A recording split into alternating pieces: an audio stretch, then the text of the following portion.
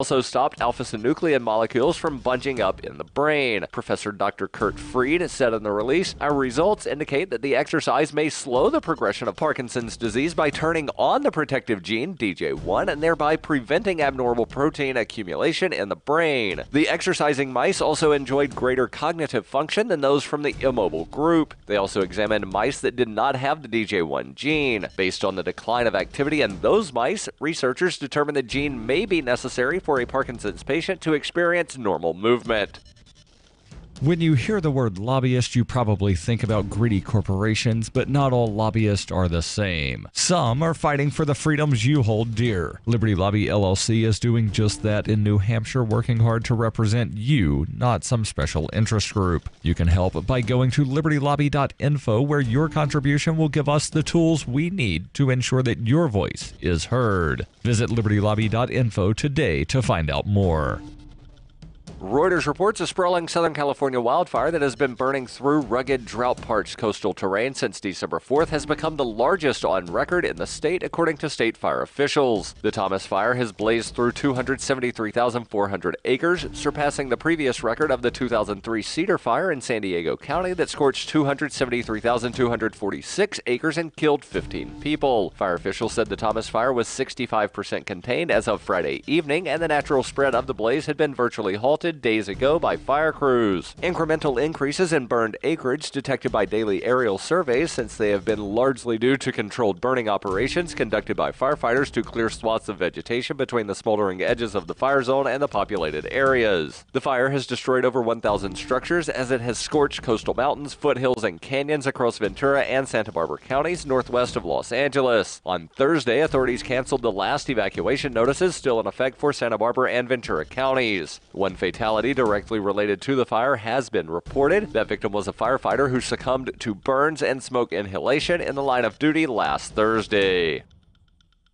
This has been FPP Radio News, online at fppradio.com. A Rasmussen poll reveals that nearly all American voters share a deep fear of botching another election, with most voters admitting that selecting candidates for public office is something they're historically just not particularly good at. I really hope I don't completely fuck things up as usual, but you never know. Things do happen. According to the poll, 3/4 of voters said Election Day panic would cause them to base their vote entirely on hearsay, while 93% acknowledged that they only recognized names of local candidates from signs along state highways. In Cedar Rapids, Iowa, stunned friends and acquaintances expressed shock and disbelief when a body found in the woods turned out not to be Justin. Local residents found the naked corpse draped over a tree stump Saturday, and as news spread, many found themselves struggling to comprehend how it wasn't Justin lying dead in the forest. I heard the news, and I still can't come around to it. I just can't imagine that it's not Justin there lying dead in the woods. Are they absolutely sure it's not him? Friends and family are still urging authorities to double-check the body, or at the very least, bring in Justin as a suspect. This is the Onion News Network.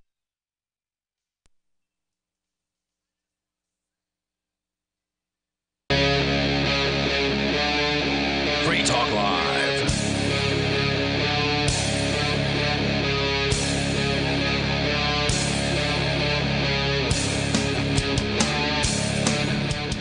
It's Free Talk Live. Welcome to the live Christmas Eve edition of the show. That's right, we are here when other radio shows will not be present. When everybody else is taking the night off or the day off, Free Talk Live is there for you. We are open phones always, 365 days per year. With you on this particular episode, you've got Ian. Jonny, Merry Christmas to all, and to all a good night, Ray. And Will hodl. Will Hodl instead of Will Coley. Yeah. So it's not ho ho ho. It's hodl. And you guys, you're looking festive. Sell. Johnny Ray, you've got your ugly sweater on, the Christmas sweater. Yep. That was one from Tipsy Elves with the reindeer having. I love that one. It's one of my favorite ones.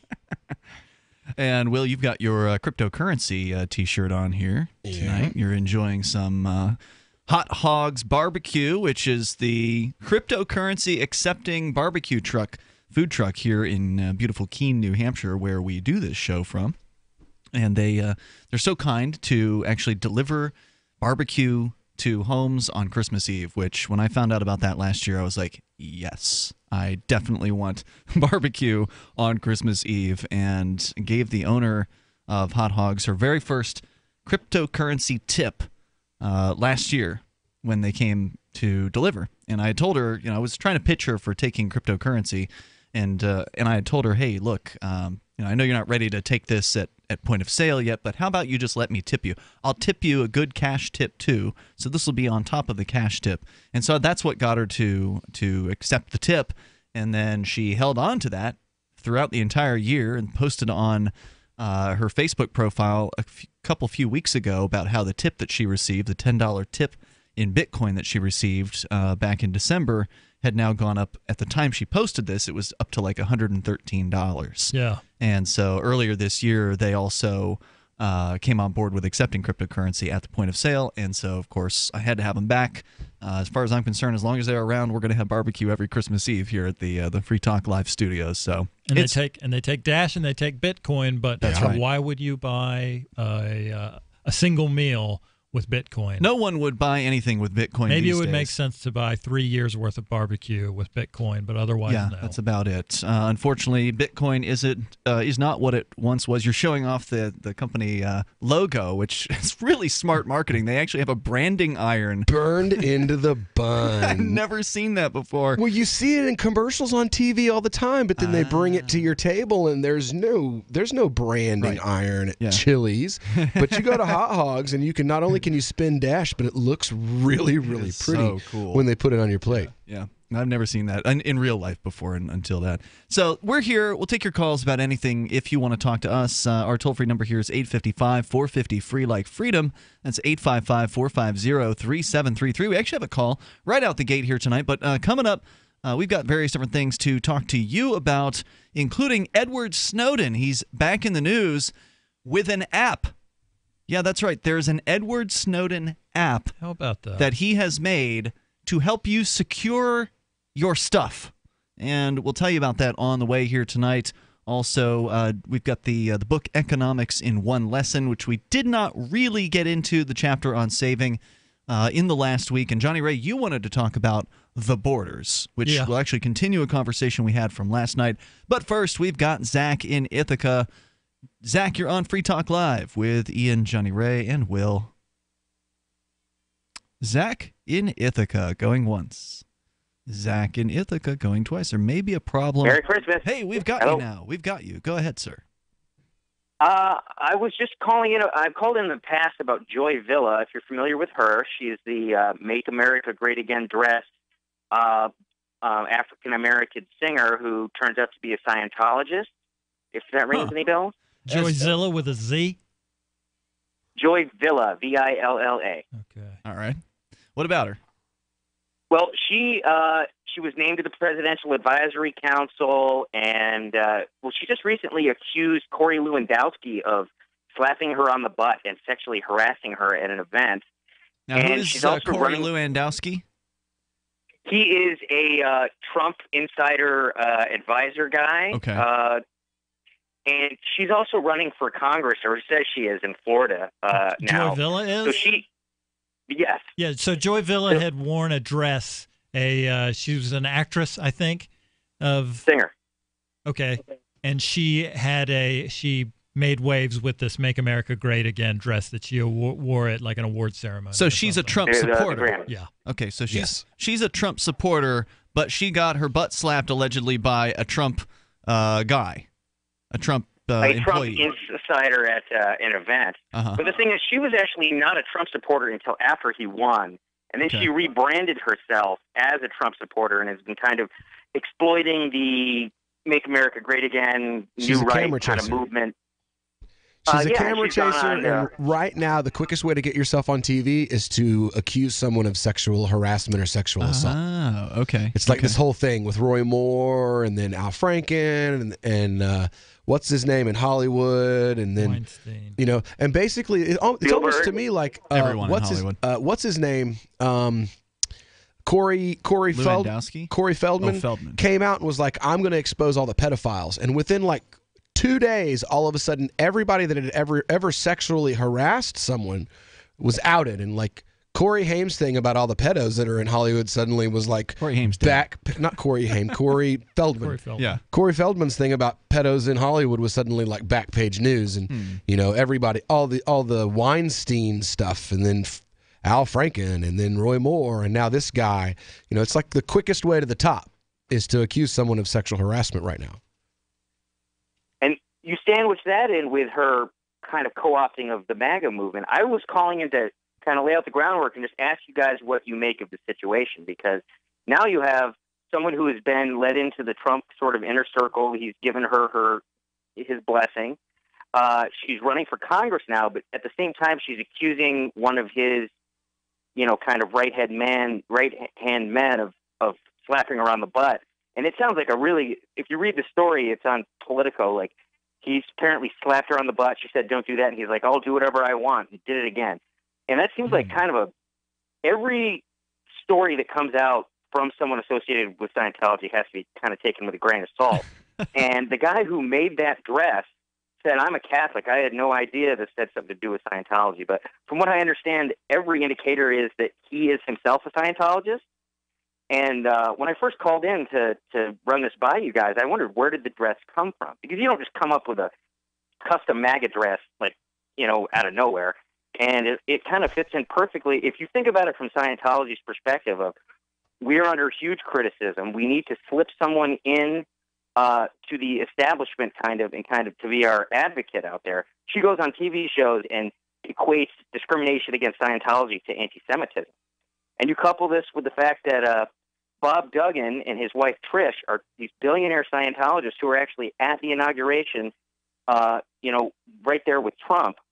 And it seems like if this is a Hail Mary by David Miscavige to kind of buy breathing space for the church, it's kind of worked brilliantly. If you think about it from that perspective, does that make sense?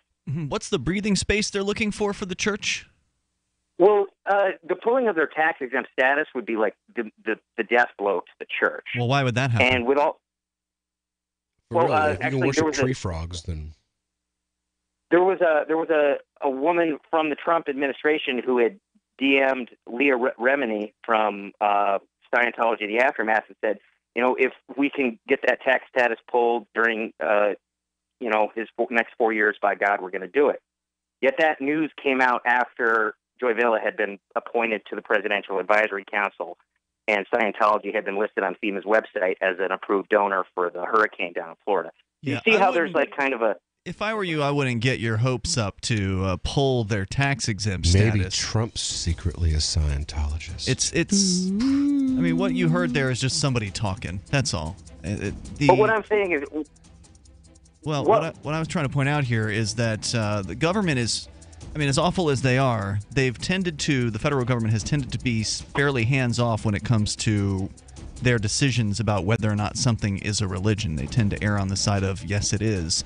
But hang on, Zach. You seem to be driving at some kind of point here, so more coming up in moments. It's Free Talk Live. And not to mention the shedding, I would vacuum the carpet 3 times a week. Frodo was scratching all night long, bouncing on the side of the bed, keeping me awake the whole entire night from all the scratching and chewing. It kind of makes you neurotic. Does your dog itch, scratch, stink, or shed like crazy? Mounds and mounds of fur all over the place. Come to Dinovite for help. DINOVITE.com. If you want the dog to be healthy, you got to feed it something healthy. Dinovite is nutrition. The omega-3 fatty acids. Flaxseed, zinc, alfalfa. Our vitamins and enzymes replace the nutrients cooked out of most commercial dog foods. He gobbles it up. He's not up all night scratching. His shedding is minimal, and it is such a pleasure to have my calm, relaxed, non-shedding puppy back. And I have to thank Dinovite for that. Don't let your dog itch, scratch, stink, or shed like crazy. Come to Dinovite for help. 859-428-1000. 859-428-1000. DINOVITE.com.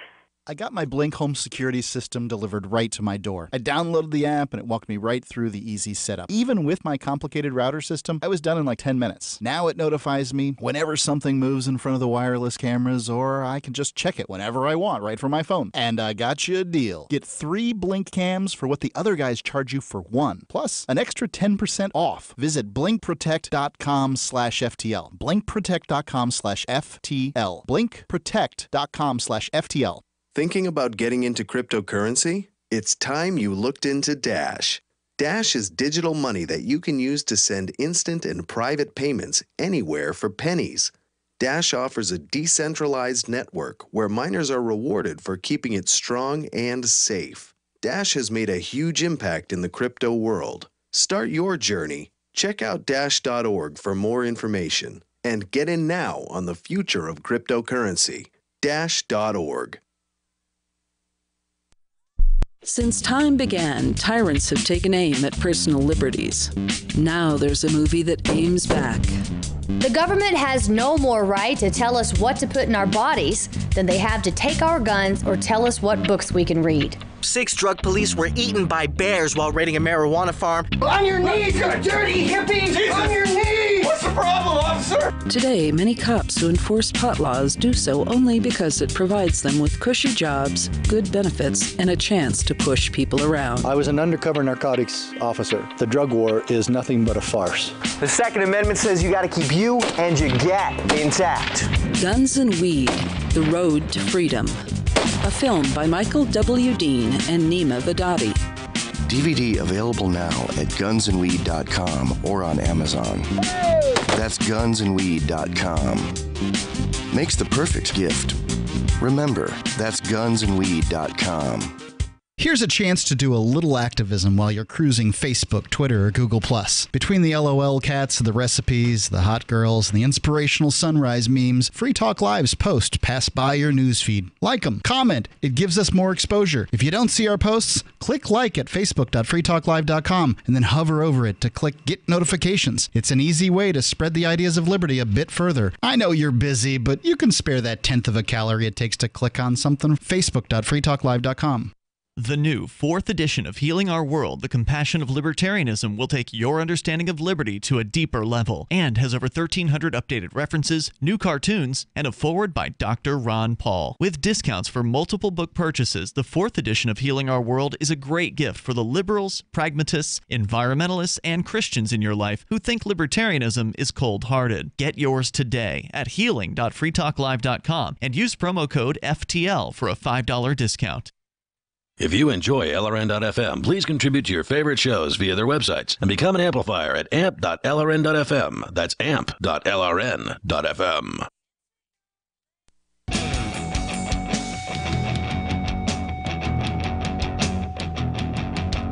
This is Free Talk Live. You can bring up whatever you want. Our toll-free number here is 855-450, free like freedom. That's 855-450-3733. We've got Skype at Skype username LRN.FM. And we are here live on the Christmas Eve edition of Free Talk Live. We'll be here tomorrow as well throughout the holidays, New Year's Eve, New Year's Day, etc. You can join us here.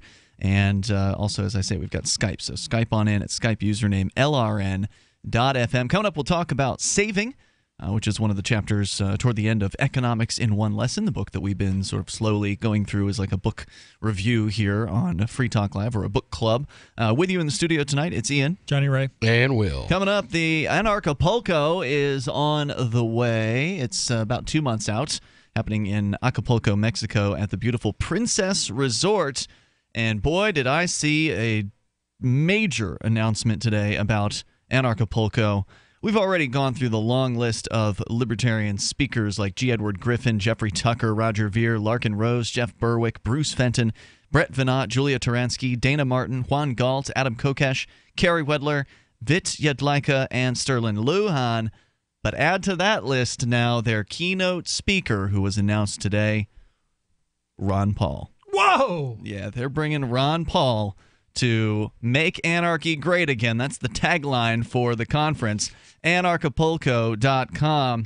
And it was, of course, it was funny when I saw, I think it was Jeff Berwick or one of the organizers posted on Facebook, one of the first complaints. There was a complaint posted to the comments like, a politician, as though Ron Paul isn't a principled, liberty-minded person.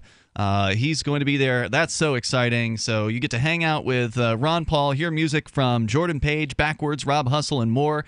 It's music, parties, networking, great speeches, It's all happening February 15th through the 18th. The final day, by the way, the 18th, they're calling Cryptopolka, which will be all focused on cryptocurrency, and that is included in the regular ticket price, which you can get 10% off of by using code FTL, like Free Talk Live. Code FTL over at anarchapulco.com. There are also extra events happening sort of outside and nearby the main event, like a health and wellness retreat or Change Media University, the Amazonian ceremonies they're going to be having there. So check out all the details over at anarchapulco.com, and we'll look forward to seeing you there. Free Talk Live will be broadcasting from the event. Once again, it's code FTL for 10% off the regular tickets at anarchapulco.com. We go back to Zach in Ithaca. Zach, you're concerned with the Trump administration and possibly being cozy with the Church of Scientology. Well, the main thing I was driving at is that now that if she actually runs for Congress in Florida. This is a singer, what was her name, Joy somebody?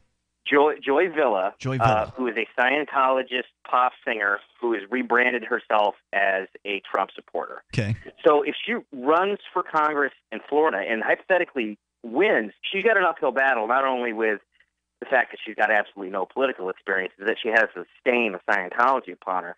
And some of the most vocal critics of her are MAGA people themselves, who point out how she says she's a Christian, but in reality, Hubbard said there was no such thing as Jesus, and it's a facade she's put on. She'll never survive Florida politics, Florida conservative politics. There's no way. I grew to maturity, so to speak, particularly in the political realm, doing Florida Tea Party radio on 660 WORL in Orlando, Florida. Yeah.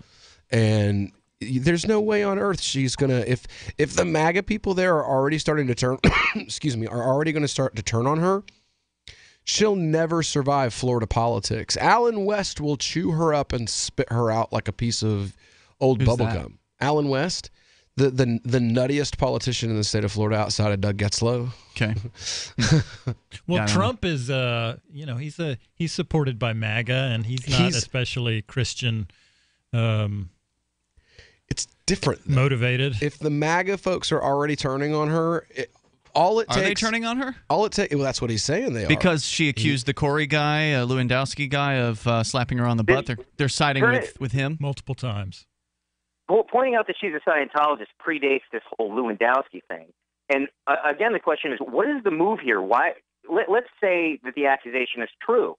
Then that puts Trump in the position of having to either cover up for the abuse of an insider in his administration, or ignore the Me Too complaint of a young conservative, up and comer in the MAGA movement. She's not really who's a woman of color. That's what makes her utility to the right, is that she's a contradiction. She is a conservative black celebrity who is a proud MAGA supporter. Mm-hmm. Is the story blowing up, or are a lot of people caring about it? Because if it's not, then he doesn't have to do anything. It's kind of a niche thing, because you have to actually have an understanding of Scientology, who David Miscavige is, Scientology's manipulation of the media going back to its inception. And one of the things that's been pointed out by Tony Ortega, who's a Scientologist critic and researcher, is that nothing happens by accident with these people. It's all calculated. So you're saying this woman coming out in favor of Trump was part of a grand conspiracy by the Scientologists to somehow promote themselves and or protect themselves in the Trump administration? Well, if you view this in the context of all the criticism that they've been giving in the last few years, starting with, I would say, HBO's Going Clear through Leah Remini's Scientology, The Aftermath, it's kind of gone mainstream in a way to be aware of the abuses of the church, how it operates, and how it's one of the most, finely tuned brainwashing cult scams that's ever been conceived. It's quite an operation. And we've talked about it in the past before on Free Talk Live. What's interesting is that Bob Duggan, the Scientologist billionaire, it appears that he may have left Scientology and his wife, because she was the only one on the stage accepting their Patron Meritorious Award at their big event out there in California recently. And he's apparently moved out. So I don't have any solid answers, but there are definitely a lot of interesting questions to be asked. What is going on with Scientology and Trump? What is going on with Joy Villa? What is her true motive? who's calling the shots? I mean, I just don't know if I really care. I mean, it seems like it's really important to you, but I don't really see why it matters to anybody outside of Scientology. Occam's razor tells me that she's a camera chaser and she saw a way to hitch herself to a wagon, and that, she's going to ride that star as far as she can before she gets rattled off the hitch and sent on down the road somewhere else. I have trouble taking her seriously, but if celebrity is a potent force in this country, I think it is. And our president is a celebrity. That's his industry, and Scientology is particularly interested in celebrities. What if Trump's a Scientologist, man? I mean, it comes back to that. I don't think he is, but I don't think he would have any special compunction against being one if it suited his purposes. But I'm just kind of just wondering about celebrity. Is Scientology a force to reckon with based on their leverage of all these big names? Well, they definitely have a whole lot of lawyers and a lot of money, because the whole Scientology thing is just based off of extracting money from very wealthy people after brainwashing them. I mean, it's a crazy... the more you learn about it, the more crazy the religion is.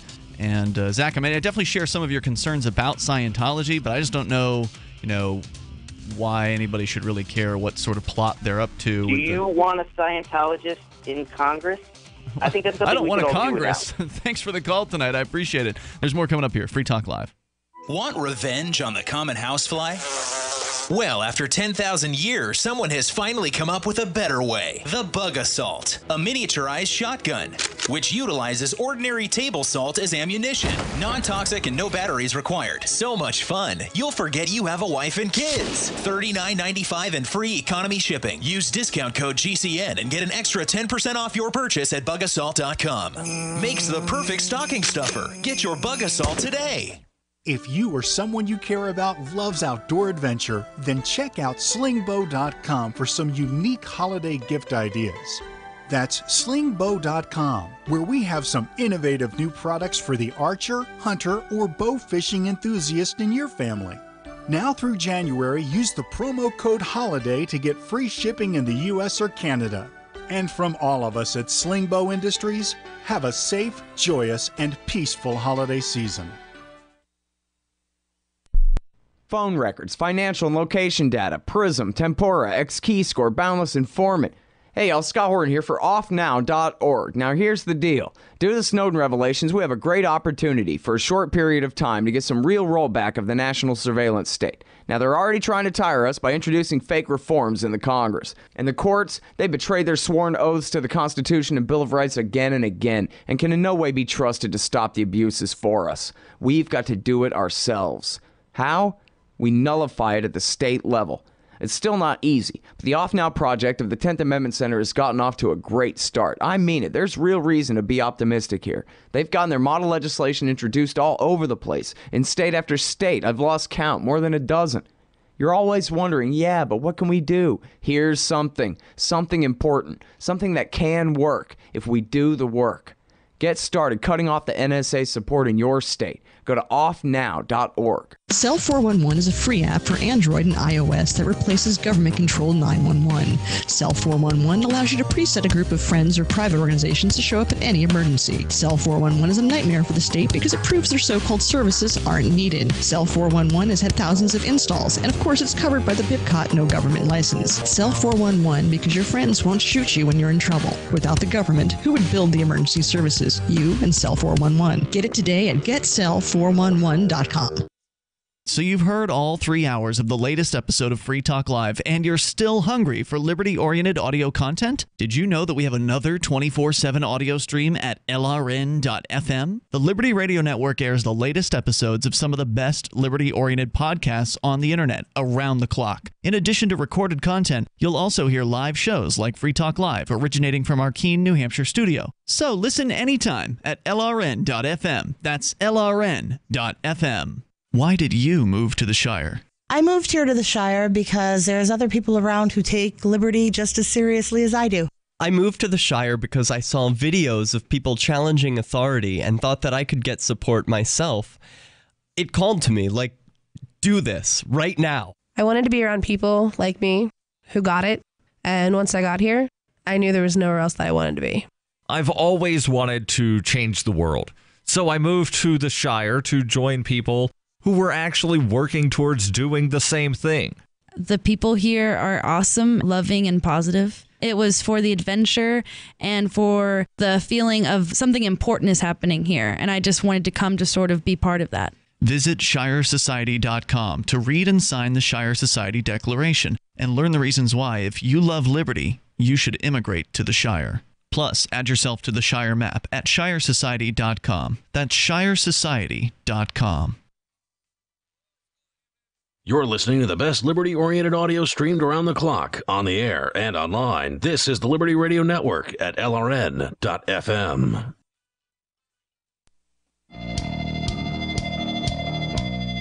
Free Talk Live edition of Free Talk Live here on Christmas Eve. You can join us toll-free at 855-450-FREE like freedom. That's 855-450-3733.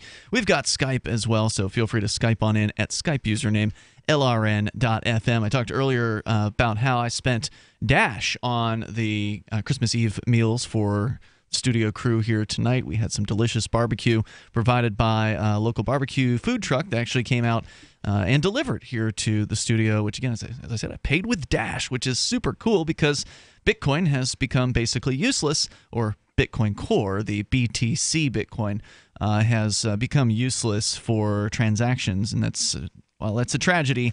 Thankfully, there's competition in the marketplace. And Dash is digital cash. It's a digital money platform designed to replace cash and help people manage their own wealth. It's fast, it can be private and easy. Fees are low and transactions are quick and can be confirmed instantly. You can pay anyone, anywhere in the world, anytime for just pennies on the dollar. And Dash is decentralized, run by users who earn rewards for helping run the network and make governance decisions. Anyone can invest in Dash and earn rewards for helping run the Dash network. Join Dash and help create a better financial system for everyone and take back control over your financial future today. Find out more at Dash.org. There's a lot of momentum behind Dash right now. Go to Dash.org and find out why. Our toll-free number here tonight is 855-450-FREE like freedom. So are you guys afraid of the Church of Scientology? I mean, we just had a gentleman on the line who's a good caller to the show, but he seems to follow them very, very closely, as though they have a level of importance that is greater than the average religion. And I guess that comes from the idea that they have a whole bunch of people with money supporting the Church of Scientology. I mean, it is, for a newer religion, it has become pretty successful, all things considered.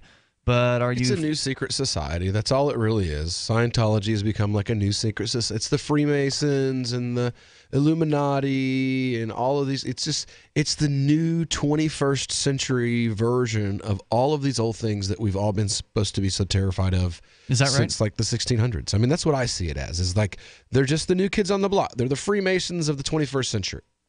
I'd harken back to what you said earlier about how you don't want to have a Congress. I think that's the biggest problem. Having a president, just period. Right. Because his question was, right at the end of the call, was, do you want to have a Scientologist in Congress? And I responded, I don't want a Congress. Yeah.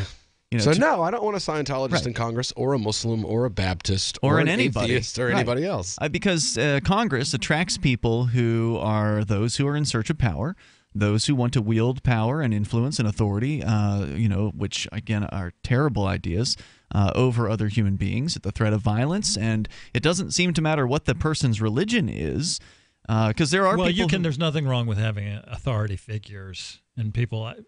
If you want to choose one for yourself, I suppose. Exactly. If you can repose your own faith into an authority figure, and that's fine. You could do that, sure. I'm not interested in doing that, but an individual can, allow another person to tell them what to do, I suppose, if that's what they're interested in. There's got to be some kind of authority that you look up to. I can't think of what it would be right now. We did just talk about the financial dominatrix the other night here on Free Talk Live, which is actually, you don't ever get to meet this one. This is a woman who rich, wealthy, powerful men turn over all of their bank account information and credit cards to, and then she takes as much money as she wants. And then they live on a stipend. Yeah, they live on whatever she gives to them. So those are men who have ceded their own authority over to a complete stranger on the internet.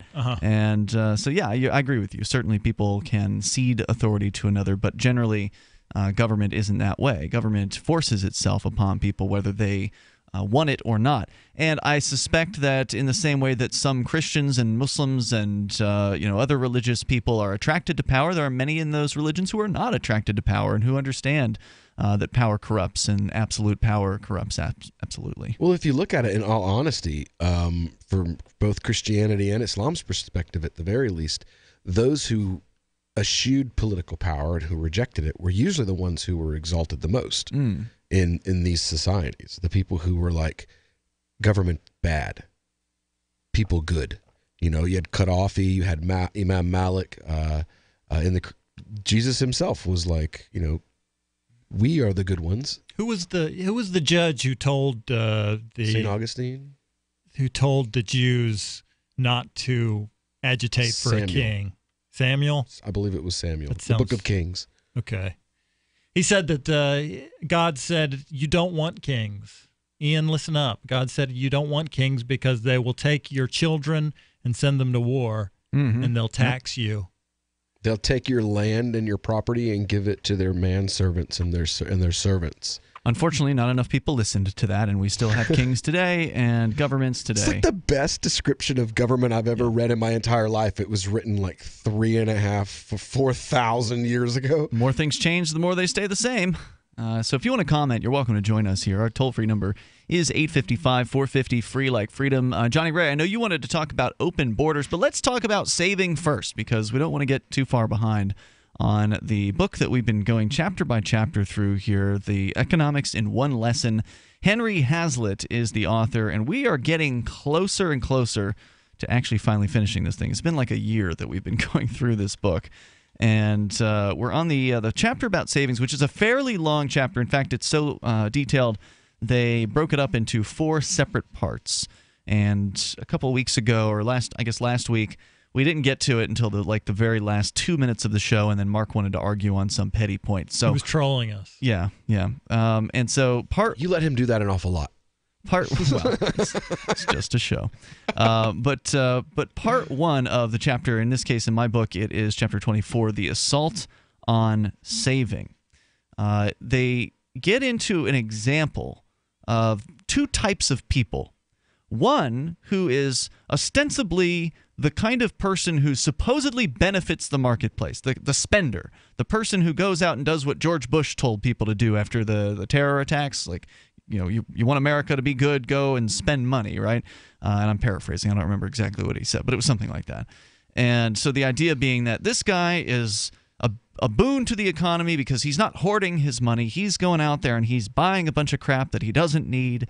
He's spending left and right, spending to the point of, the money that he earns, he has nothing left, right? This is the first character. It was 2 brothers, Alvin and Benjamin. Now, did they get an and they must have got just a lump sum inheritance. Was that what the thing was? Yeah, okay. Each of whom inherited a sum to yield him an income of $50,000 a year. So the idea was the first guy, Alvin, the first guy was the lavish spender. Yeah, and he's spending all of that income, plus he's drawing on the investment that is generating the income for him. So he's eating into the nest egg while he's spending all of the income that it generates. And the idea is that there are certain economists who want you to believe that this guy is doing the right thing. That he's putting his money to work. Yeah, that this is benefiting the economy. He's creating a demand for these services and products that he's ordering. Whether he really needs them or not, that's another question. But ultimately, we're supposed to laud this individual by those economists' view. But the other brother... He's a bit like Brewster from Brewster's Millions. Film I've never seen, but my brother saw it, so I'm just going to act as if I've seen it too. But well, you are twins. He has to spend all of a certain amount of money, and so he's just so that's what this Alvin is doing. He's spending money. He's very popular with at the nightclubs because he's just throwing money around. Right, sure. And the other brother is very different. He spends only what he must in order to maintain his own lifestyle. He keeps that very simple. But he's getting $50,000 a year. He's doing something with that. Mm-hmm. He's putting it in investments. He's putting it in, accounts that earn interest, accounts that allow that money to be loaned out to others. So for him, he's saving that money. Yeah, he's doing what Hazlitt calls saving, because he says he goes on later to explain some things that he doesn't consider saving, which I had considered saving myself. But Hazlitt is talking about putting it in a bank where the bank is either going to loan it or buying securities with it. That is saving to Hazlitt. Yeah, I guess he's not talking about investments per se, right? I would say that's included, but putting it under your mattress, that is not. Okay, let's talk more about it, though, in savings, because, we've got an economy here that actually disincentivizes savings through inflation. We can talk about that, too, coming up on Free Talk Live. Does your dog itch, scratch, stink, or shed like crazy?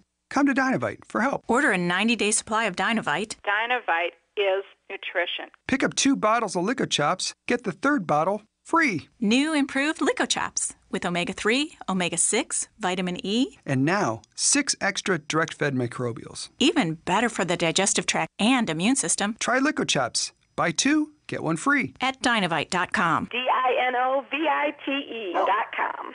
I've said it many times on air, and I'll say it here. The New Hampshire Liberty Alliance is one of the most important organizations for freedom in the world. New Hampshire is ground zero for freedom, and the NHLA is the best organization at promoting effective liberty activism. This ad is sponsored by Free Talk Live, and I, Mark Edge, am a lifetime member because I believe in the NHLA. Please check them out at nhliberty.org. Not everyone can move right now, but you can support the cause. Donate top cryptocurrencies or old-fashioned U.S. dollars, nhliberty.org. Visit their website and see what they're all about, nhliberty.org. Hello, my name is Marjorie Wildcraft. I'm the founder of the Grow Network, which is an online community of people who produce their own food and medicine. We are really into backyard self-reliance. If you want this lifestyle, I suggest your first step be to learn some basic home medicine. Just the other day, my 18-year-old son came to me and said, "Mama, I got a sore throat. Can you fix me up?" And I said, "Sure, Ryan," and in about 24 hours, he was better. The best home medicine for you to start out with is garlic. It's an amazing natural antibiotic, and I can show you how to use garlic to handle ear infections, sore throats, colds, and flus.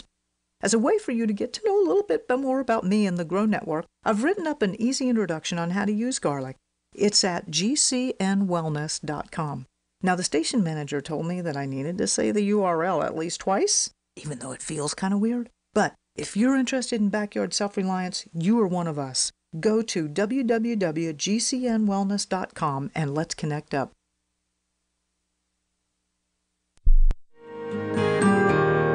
So the protection of life, liberty, and property is what the Free State Project is all about. But it's an effort to move 20,000 people who understand. It's about demonstrating to the entire country that, yeah, we can have a free market, a truly free market. Making it just a freer, great place to live.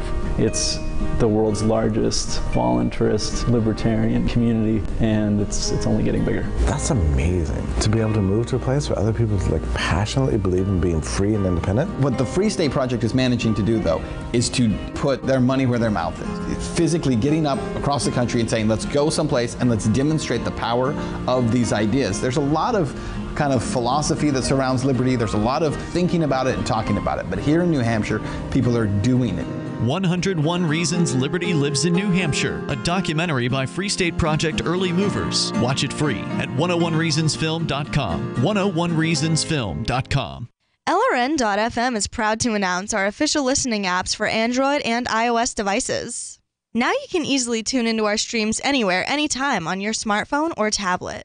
Just visit apps.lrn.fm or search for LRN.FM in the Android or Apple app stores. Please download, rate us 5 stars, then share the link on your social media and let your friends and family know how you're listening to LRN.FM.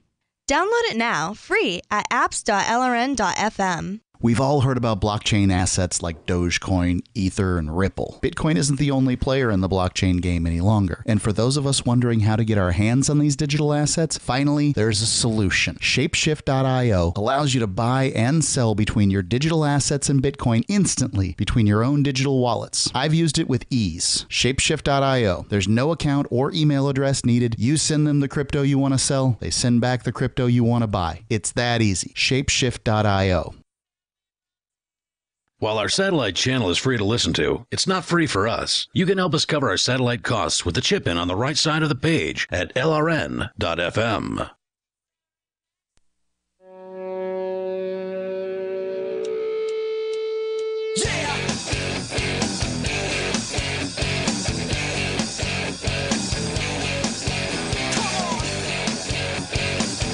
It's Free Talk Live, and you can dial toll-free here at 855-450-FREE. Christmas Eve edition of the program with you tonight. You've got Ian, Johnny Ray, and Will. We're talking about a topic that I think is very relevant as we are in the holiday season with people, as we reported earlier in the shopping season, spending a little bit more than they probably should, going overboard. In fact, as we reported, some people, more millennials than others, but some people are still in debt from last holiday shopping season, and now they're going to go further into debt this holiday shopping season, or have done so, in order to buy presents for people that they can't really afford to buy. So I would say savings is definitely a topic that more people ought to learn a thing or two about. That's a lifestyle that I've never experienced. It horrifies me to hear. To go into debt? To hear about it, yeah. I mean, I feel like going into debt, getting yourself leveraged in some enterprise is maybe the only way to do it, unless you're independently wealthy. What do you mean? What do you mean leveraged in an enterprise? If you wanted to go into business, say, and you wanted to start your own business, and you had an idea, and that's all you had, that would be the reason to go into debt. Yeah. As opposed to buying Christmas gifts. For somebody. Yeah, I guess so. I gotcha. The idea being that in the future, that kind of debt could make something, right? It could turn into something, whereas Christmas gifts, you're just going to have to work to pay off and then pay the interest on that. Yeah, no good reason to buy Christmas gifts unless you subscribe to Hazlitt's Enemies and you believe that pumping money into the economy and spending on consumables and consumer goods. Well, that's not why people do it. Well, I think it's both. I mean, honestly, in the Islamic economic model, it's both. You need some, hoarding is discouraged, but a little bit of savings is good. But, it's encouraged that you spend, that you give in charity, that you loan. And by loan, I mean invest in businesses like you're saying, like saving. Sometimes what you're calling saving and with Hazlitt is actually investing. Like you're not just squirreling it away in a mattress or sticking it in a bank. You're loaning it to some guy who's got a great idea, and he's going to pay you a dividend on his idea. Well, that's what they do at the bank anyway, right? So you put it in the bank. The bank. If you have if you have money at the end of the year, if you're Muslim, you have to give like 2.73% of that, the zakat. Okay, well, zakat doesn't count for property though. It only counts for cash. So if you go to eBay, right, and you want to buy some antique Islamic coins, they're all going to look like that. They're all going to have a little bitty divot hole in the coin just about. Why? Well, because a divot hole in a coin means it's not money anymore. It's jewelry now, and therefore property. And so you don't have to pay zakat on it. So even in medieval times, they were like knocking holes in their coins and saying, oh, no, that's not a coin. It's a medallion. Because that made it not money anymore. Because the purchasing of property and buy more land, buy more goats, buy more, things that are of value. And so what we have now, though, is people will buy and buy and buy, but it's all on disposable items, things that end up in the landfill. It's crap. It's garbage. So the new consumer culture, whereas in the Islamic culture, consumption is good. Consumption's encouraged. Buy things. Buy nice clothing, buy nice food to eat, because you're stimulating the economy. You pay the guy who sells you the food, then he has money to feed his family, to go buy, garments from the garment maker and food from the other, and it does stimulate the economy. But you can't be buying stuff that everything you buy, you got to go back out and just replace it tomorrow because it's a disposable pin. I don't think Hazlitt's ideas work now because of the fact we have a consumer culture and such a disposable consumption. The consumables themselves are so disposable. But if you're buying real property or gold or silver or investing in a business, do that. Don't save that money. The line gets really blurry between savings and spending sometime, because if you're buying gold, arguably you're not spending, you're saving. It's one way to look at it. If you buy, I count anything that takes liquid a warehouse. cash. If you buy a warehouse full of coats, they are themselves coats, and they can be worn for warmth as a consumer. But if you're buying a warehouse full of coats to sell them to people who need them, then that is an investment, and that is savings, and it's not spending. Well, in what Hazlitt actually says here in the chapter, and again, it's part 1 of a large chapter on saving, is he points out the two brothers. One of them is just a spender. All he does is gets money from this trust fund and spends it, and the other brother gets the money from the trust fund and he saves it. But as he points out here, he's saving it by putting it into a bank or investing it, which of course means that it gets loaned out and it then gets turned into jobs and it gets turned into new products and creating new opportunities for people. But the theme of this book is sort of like the seen and the unseen. It's easy to see the economics of the guy who's spending, because you can see, well, here he is spending money into the economy and getting something, and then the people who sold him that thing, they've got the money and then they can pay their employees, and it's easy to see that. But it's not as easy to see the benefits that come from the brother who's doing the savings in this case. In fact, Hazlitt says, quote, "Saving, in short, in the modern world is only another form of spending." He says the usual difference is that the money is turned over to someone else to spend on the means to increase production. So far as giving employment is concerned, Benjamin, who is the second brother that saves, his saving and spending combined give as much as Alvin, the spender only, Alvin's spending alone, and put as much money in circulation. The chief difference is that the employment provided by Alvin's spending can be seen by anyone with one eye, but it's necessary to look a little more carefully and think a moment to recognize that every dollar of Benjamin's saving gives as much employment as every dollar that Alvin throws around. Sounds like he read Ibn Khaldun before he wrote that. Could be. I mean, these are ideas that have been around for a long time, right? Benjamin reminds me of Ebenezer Scrooge because he's miserly and he does not like to spend money. But we should just remember as we read our Dickens that we've got to remember that he was a dirty socialist, as evidenced by A Christmas Carol, and that Ebenezer Scrooge was a champion for the working man until he had some kind of mental breakdown overnight, and then turned into a profligate weirdo. The toll-free number, if you want to join us here, is 855-450-FREE like freedom. That's 855-450-3733. I'll read the final paragraph here from this section of the chapter. So again, we were talking about these two brothers and their two ways of handling the money that they're getting, the $50,000 a year that they're getting from this trust fund. A dozen years roll by. Alvin is broke. He is no longer seen in the nightclubs and at the fashionable shops, and those whom he formerly patronized, when they speak of him, refer to him as something of a fool. He writes begging letters to Benjamin, and Benjamin, who continues about the same ratio of spending to saving, not only provides more jobs than ever because his income through investment has grown, but through his investment he has helped to provide better paying and more productive jobs. His capital wealth and income are greater. He has, in brief, added to the nation's productive capacity, and Alvin has not.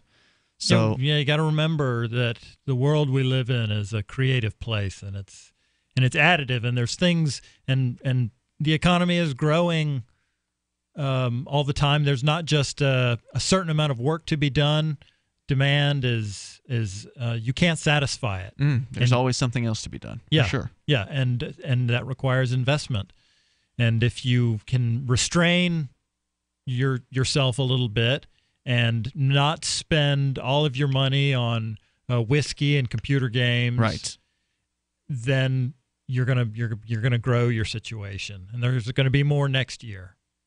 You know, it seems so elementary, but there are a lot of people who never really learned this habit, who never really learned how to save and how to break a bad habit, like you were talking about, whiskey or cigarettes or whatever.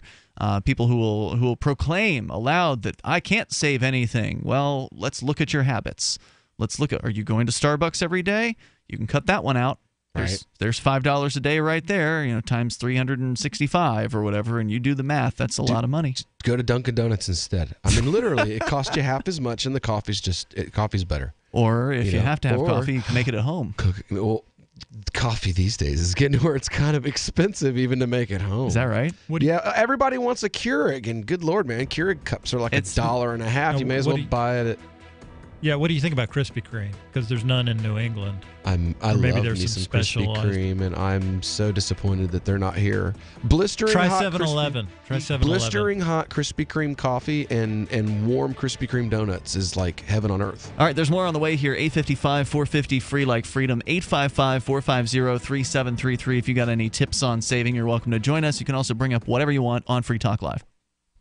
It's about time something new came along for better selling and buying online. And I found it. What now, Marge? It's buysellmakeoffer.com. Never heard of it. It's a brand new company. That's why you've never heard of it. It's the newest and best way to sell any products online. I did all the research. Sell my car? Yes. Our home? Yep. My golf bag? Your golf clubs. All of them. How about your purse collection hoard? Hey, now. You said any product. Right. I did. We get 30 days free. Really? Packages starting from only $9.95. And buysellmakeoffer.com will never charge item fees, ever.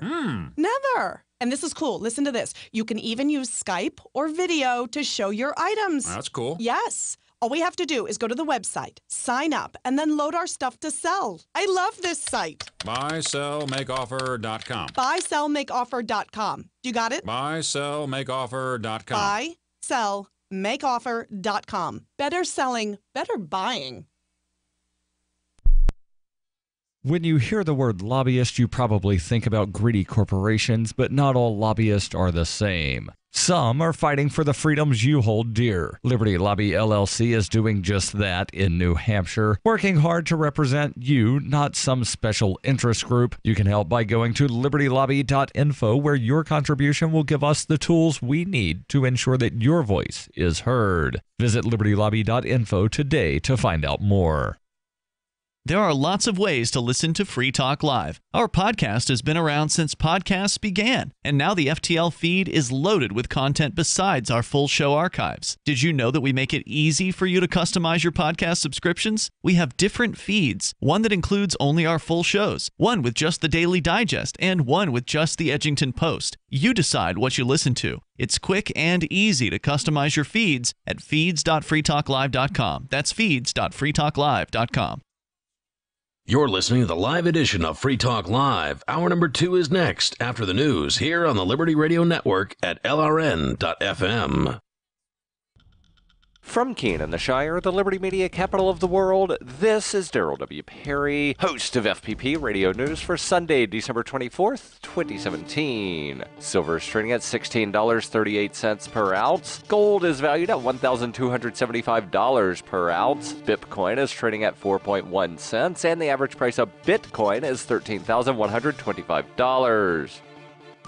Antiwar.com reports having made a surprise visit to Afghanistan on Thursday to meet with Afghan leaders and U.S. troops. Vice President Mike Pence is talking up progress in the 16-plus year Afghan war, crediting the new strategy. Back in August, President Trump touted a new strategy, which was just a general escalation of the conflict with an unspecified number of additional ground troops being deployed and a substantial increase in U.S. airstrikes. Pence said the situation is promising now, saying that the Taliban has been put on the defensive, though of course the Taliban has been put on the defensive situation several times during the protracted war. U.S. officials have many times during the course of the war claimed progress against the Taliban, but the Trump administration's ever-increasing secrecy about the strategy, troop level, and day-to-day operations, it is very difficult to gauge by what measure they think things are improving at all, with Taliban territorial holdings still near their highest level since the 2001 invasion.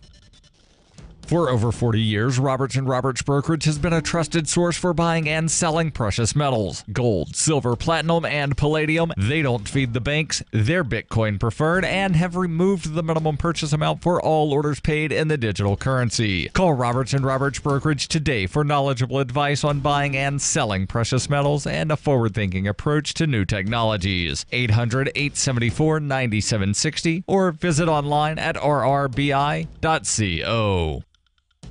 UPI reports scientists at the University of Colorado Anschutz Medical Campus conducted a study that suggests why exercise can help Parkinson's patients slow the disease's progress. The critical components are the DJ1 protective gene and the alpha-synuclein protein, according to a news release announcing the study. Humans born with a mutated version of the DJ1 gene get severe symptoms of Parkinson's disease at a younger age than others. Alpha-synuclein molecules bundle together in the brain to help precipitate neurological decline in Parkinson's patients. In the Colorado research study, mice with Parkinson's were grouped into two categories, those with exercise wheels and those without. After 3 months, the mice with wheels managed to increase the DJ1 gene's expression in the brain and muscles, according to the scientist. Those mice also stopped alpha-synuclein molecules from bunching up in the brain. Professor Dr. Kurt Fried said in the release, "Our results indicate that the exercise may slow the progression of Parkinson's disease by turning on the protective gene, DJ1, and thereby preventing abnormal protein accumulation in the brain." The exercising mice also enjoyed greater cognitive function than those from the immobile group. They also examined mice that did not have the DJ1 gene. Based on the decline of activity in those mice, researchers determined the gene may be necessary for a Parkinson's patient to experience normal movement. When you hear the word lobbyist, you probably think about greedy corporations, but not all lobbyists are the same. Some are fighting for the freedoms you hold dear. Liberty Lobby LLC is doing just that in New Hampshire, working hard to represent you, not some special interest group. You can help by going to libertylobby.info, where your contribution will give us the tools we need to ensure that your voice is heard. Visit libertylobby.info today to find out more. Reuters reports a sprawling Southern California wildfire that has been burning through rugged, drought-parched coastal terrain since December 4th has become the largest on record in the state, according to state fire officials. The Thomas Fire has blazed through 273,400 acres, surpassing the previous record of the 2003 Cedar Fire in San Diego County that scorched 273,246 acres and killed 15 people. Fire officials said the Thomas Fire was 65% contained as of Friday evening, and the natural spread of the blaze had been virtually halted days ago by fire crews. Incremental increases in burned acreage detected by daily aerial surveys, since they have been largely due to controlled burning operations conducted by firefighters to clear swaths of vegetation between the smoldering edges of the fire zone and the populated areas. The fire has destroyed over 1,000 structures as it has scorched coastal mountains, foothills, and canyons across Ventura and Santa Barbara counties northwest of Los Angeles. On Thursday, authorities canceled the last evacuation notices still in effect for Santa Barbara and Ventura counties. One fatality directly related to the fire has been reported. That victim was a firefighter who succumbed to burns and smoke inhalation in the line of duty last Thursday. This has been FPP Radio News, online at fppradio.com. Pennington is reeling this hour from one of the biggest stories we've seen in decades. That's right, Kathy. Mayor Sue Hallinan has stepped down following revelations of her involvement in a coupon forging scandal. After a week of fervent denials, Mayor Hallinan admitted that last Thursday she used 5 counterfeit coupons on a weekly shopping trip to the Kroger for a savings totaling $14.81. Once you've made a fake coupon and you've had a taste of that power, it's hard to stop. Mayor Hallinan also apologized for her first response to the controversy when she blamed Jared the paperboy for stealing her coupons and replacing them with the fakes. I don't know what to say. She could have ruined my career. I hope she goes to jail forever. And in what many are saying is the ultimate indignity, Mayor Hallinan's photo has been put up on the Kroger's so-called banishment wall, in between such undesirables as the Fredericks boy and infamous gum thief, Mr. Ivins. This is the Onion News Network.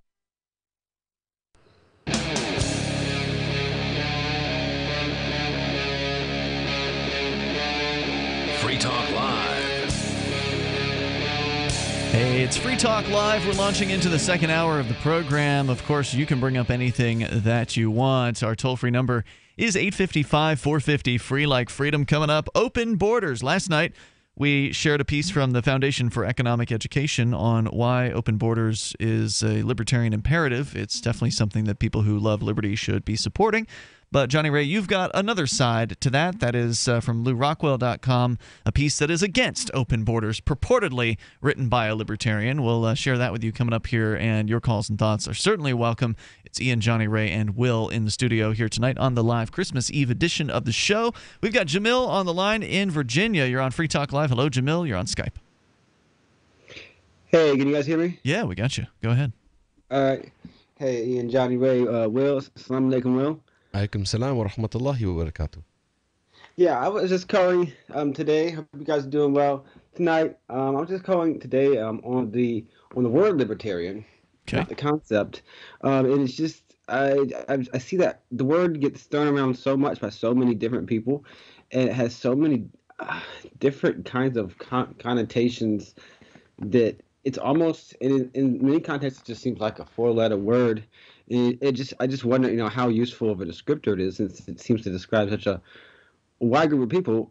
And some people that will call themselves that will view a bunch of other people who call themselves libertarians as a bunch of nuts, a bunch of radicals. And another group of people will say, "Oh, these people aren't libertarians at all." And it just seems like, is that word really a useful word to describe anything meaningful, in this day and age?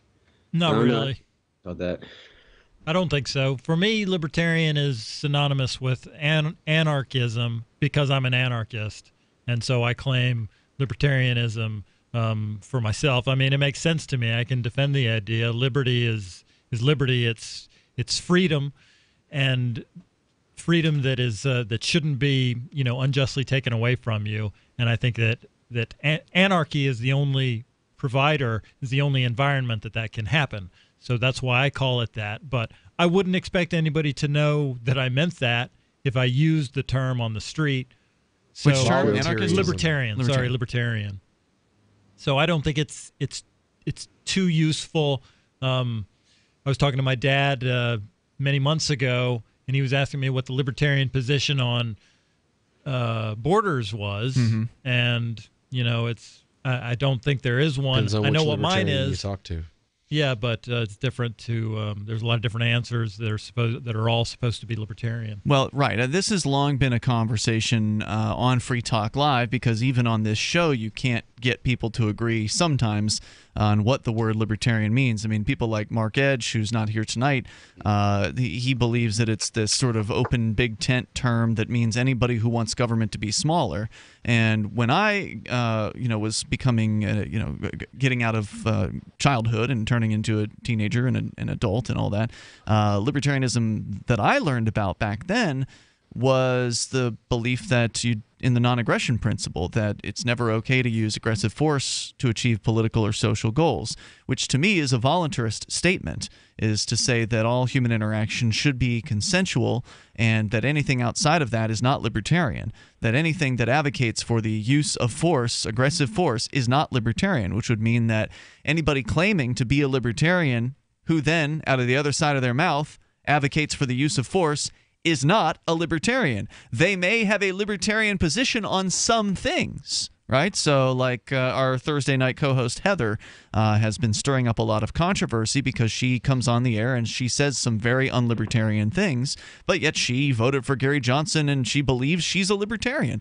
And of course, Gary Johnson isn't a libertarian. He just ran successfully. Least libertarian candidate running. He just ran successfully for the Libertarian Party's nomination, and these are some of the reasons why we get such confusion around what the word libertarian means, because if the publicly visible libertarians had always been principled individuals like, Ron Paul or Harry Brown, it would be a lot less confusing for people out there, but instead you get people like Gary Johnson. Even Ron Paul and Harry Brown had these instances where they went completely off the rails, particularly on the issue of borders. Is that right? So, I mean, you kind of have to look at that and kind of take it in the context of, like, even these grand poobahs, so to speak, of libertarianism have their moments where they completely screw the pooch, and borders is usually the issue where that happens. It becomes cultural or economic protectionism of some kind, and it's marketed as libertarianism.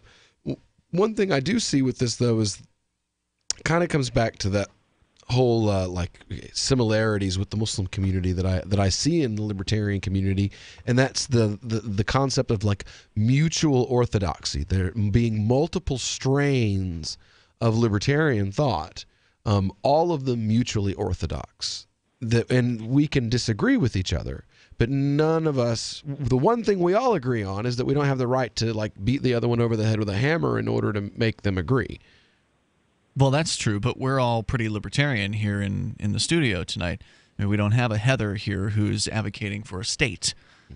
So, I mean, Jamil, it's definitely something that has, I think, been crippling to some extent to the libertarian movement, is all the confusion over what a libertarian is, because if you get somebody who is not particularly principled out there talking about how they're a libertarian, and that person is the first so-called libertarian that somebody who wants to learn about it meets, they may be turned off. Oh, wait, you're a libertarian? Go ahead. Yeah, somebody asked me like, what's that show about? Like talking about your show, and I was like, oh, yeah, like libertarian radio show, whatever. And they're like, oh, like Gary Johnson, and I'm like, oh, they wouldn't probably agree with that. It's like it's such a it is, and if I've heard that again and again, like it just means so many different things to so many different people.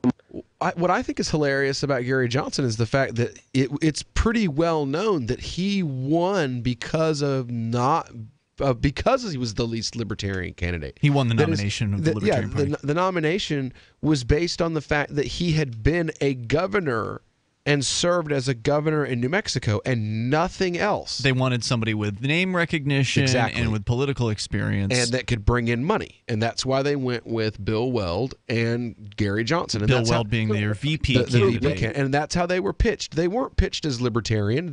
And all of their supporters openly acknowledged that they basically weren't philosophically libertarian at all and would openly argue against. I mean, I saw people. You were at the convention, you ran against Bill Weld. Yeah, and even after the convention, I saw like the New York State director for New York for Gary Johnson say, you can have principles or you can win.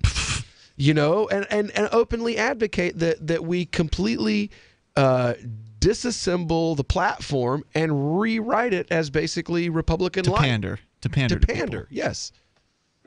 Jamil? I can't believe folks think that. And these are the directors, man. Like these are the leaders in the campaign cycle. It's a problem in the party. Yeah, but are the people at large really ready for? I don't think a lot of people even know what the philosophies are. I mean, I don't know if the public at large are even really aware of really what true actual libertarian positions are. It's just. That's why we need to get Ian and Mark on TV like Glenn Beck instead of just on YouTube. Well, I mean, it's easier said than done. Well, I think all of us were. I've been on RT before. You get your own show like Adam Kokesh. There you go. We were all born and raised in America, and I think for at least part of it, Ian, you were going to say something? No. I was just saying I'm not moving to D.C. Right. Sorry, go ahead, Johnny. No problem. All of us were, I think, at some point in our young life, believed in the idea that it was good to have a government to take care of you, to protect you from the bad guys, and that they could take. And maybe we didn't. I don't know. I've kind of been always anti-authoritarian personally. I mean, when I was a teenager, I guess I still kind of fell into the whole police, I guess, to some extent, believing that they were there to help. But then I realized that wasn't true once I saw what the war on drugs was all about. Well, I'm thinking that we all had the ones of us who might say that we're anarchists, we had an anarchist moment where we cast aside the things that had clung to us from before. And I think everybody is capable of that, and everybody will eventually have to be. So I'd say they're ready. Yeah, go ahead. I was a border hawk until I lived through immigration with getting married to my wife. No, seriously. I believe you. Jamil, thank you for the call tonight. Yeah, I agree with Johnny Ray. I don't think that you need to worry about whether or not people are ready for these ideas. The question is, can we get people to propagate them out there in a principled manner? More coming up. Thinking about getting into cryptocurrency? It's time you looked into Dash. Dash is digital money that you can use to send instant and private payments anywhere for pennies. Dash offers a decentralized network where miners are rewarded for keeping it strong and safe. Dash has made a huge impact in the crypto world. Start your journey. Check out dash.org for more information and get in now on the future of cryptocurrency. liberty-radio-network-dash.org. I got my Blink home security system delivered right to my door. I downloaded the app and it walked me right through the easy setup. Even with my complicated router system, I was done in like 10 minutes. Now it notifies me whenever something moves in front of the wireless cameras, or I can just check it whenever I want right from my phone. And I got you a deal. Get 3 Blink cams for what the other guys charge you for 1, plus an extra 10% off. Visit blinkprotect.com/FTL. blinkprotect.com/FTL. blinkprotect.com/FTL. I've said it many times on air, and I'll say it here. The New Hampshire Liberty Alliance is one of the most important organizations for freedom in the world. New Hampshire is ground zero for freedom, and the NHLA is the best organization at promoting effective liberty activism. This ad is sponsored by Free Talk Live, and I, Mark Edge, am a lifetime member because I believe in the NHLA. Please check them out at nhliberty.org. Not everyone can move right now, but you can support the cause. Donate top cryptocurrencies or old-fashioned U.S. dollars, nhliberty.org. Visit their website and see what they're all about, nhliberty.org. You've heard of Bitcoin Cash, but did you know there's now a Bitcoin Cash wallet? The Bitcoin.com wallet is a simple and powerful full-featured Bitcoin Cash and Bitcoin Core wallet that allows you to send and receive either currency with anyone, anywhere in the world. The Bitcoin.com wallet supports both single and multi-signature wallets and is available in multiple languages. The Bitcoin.com wallet is available for Android, iOS, Windows, Mac, and even Linux. Learn more at Bitcoin.com. That's Bitcoin.com. If you're looking for work, or even if you're not, here's an innocent mistake you really want to avoid. Never return calls before listening to your voicemail. Your wireless phone sends calls you didn't answer into voicemail, and it shows you phone numbers for calls you missed. Important, don't call back callers you missed until you have first listened to your messages. Otherwise, you frustrate people who bothered to leave messages by asking them to repeat a message they just left as your voicemail greeting instructed them to. If you're a job applicant, this alone could be a deal killer. And even if you're not, there are few things you can convey to someone that are as fundamentally maddening as, "I didn't hear you." With money and attention so scarce now, effective communication skills have never been more important. For more tips for job seekers and everyone else, hit survivalspeech.com. I'm Holland Cook. The 3 most important things you can do for Free Talk Live are: 1, share 1 episode a week on Facebook or in some other social networking site. 2, buy the things you buy online through shop.freetalklive.com. 3, give $5 a month to the AMP program. It's my firm belief that Free Talk Live's AMP program is the best use of your charitable dollar among liberty-oriented organizations. Support all the organizations you love, but make sure you give $5 a month to AMP at amp.freetalklive.com. Hi, this is Mark Edge of Free Talk Live. Michael W. Dean's book, User's Manual for the Human Experience, changed my life. In a culture that attempts to turn you into a compliant victim, this book gives you implementable steps on everything from how to be aware of your environment walking down the street to business, to how to handle a toxic person in your life. If you're a human, you need to read this book at least once. Go to Amazon and get the Kindle version, or paperback, or an audiobook of A User's Manual for the Human Experience. Do you love Twitter? Make sure you favorite the LRN.FM Twitter account so you can receive our tweets at twitter.lrn.fm. That's twitter.lrn.fm.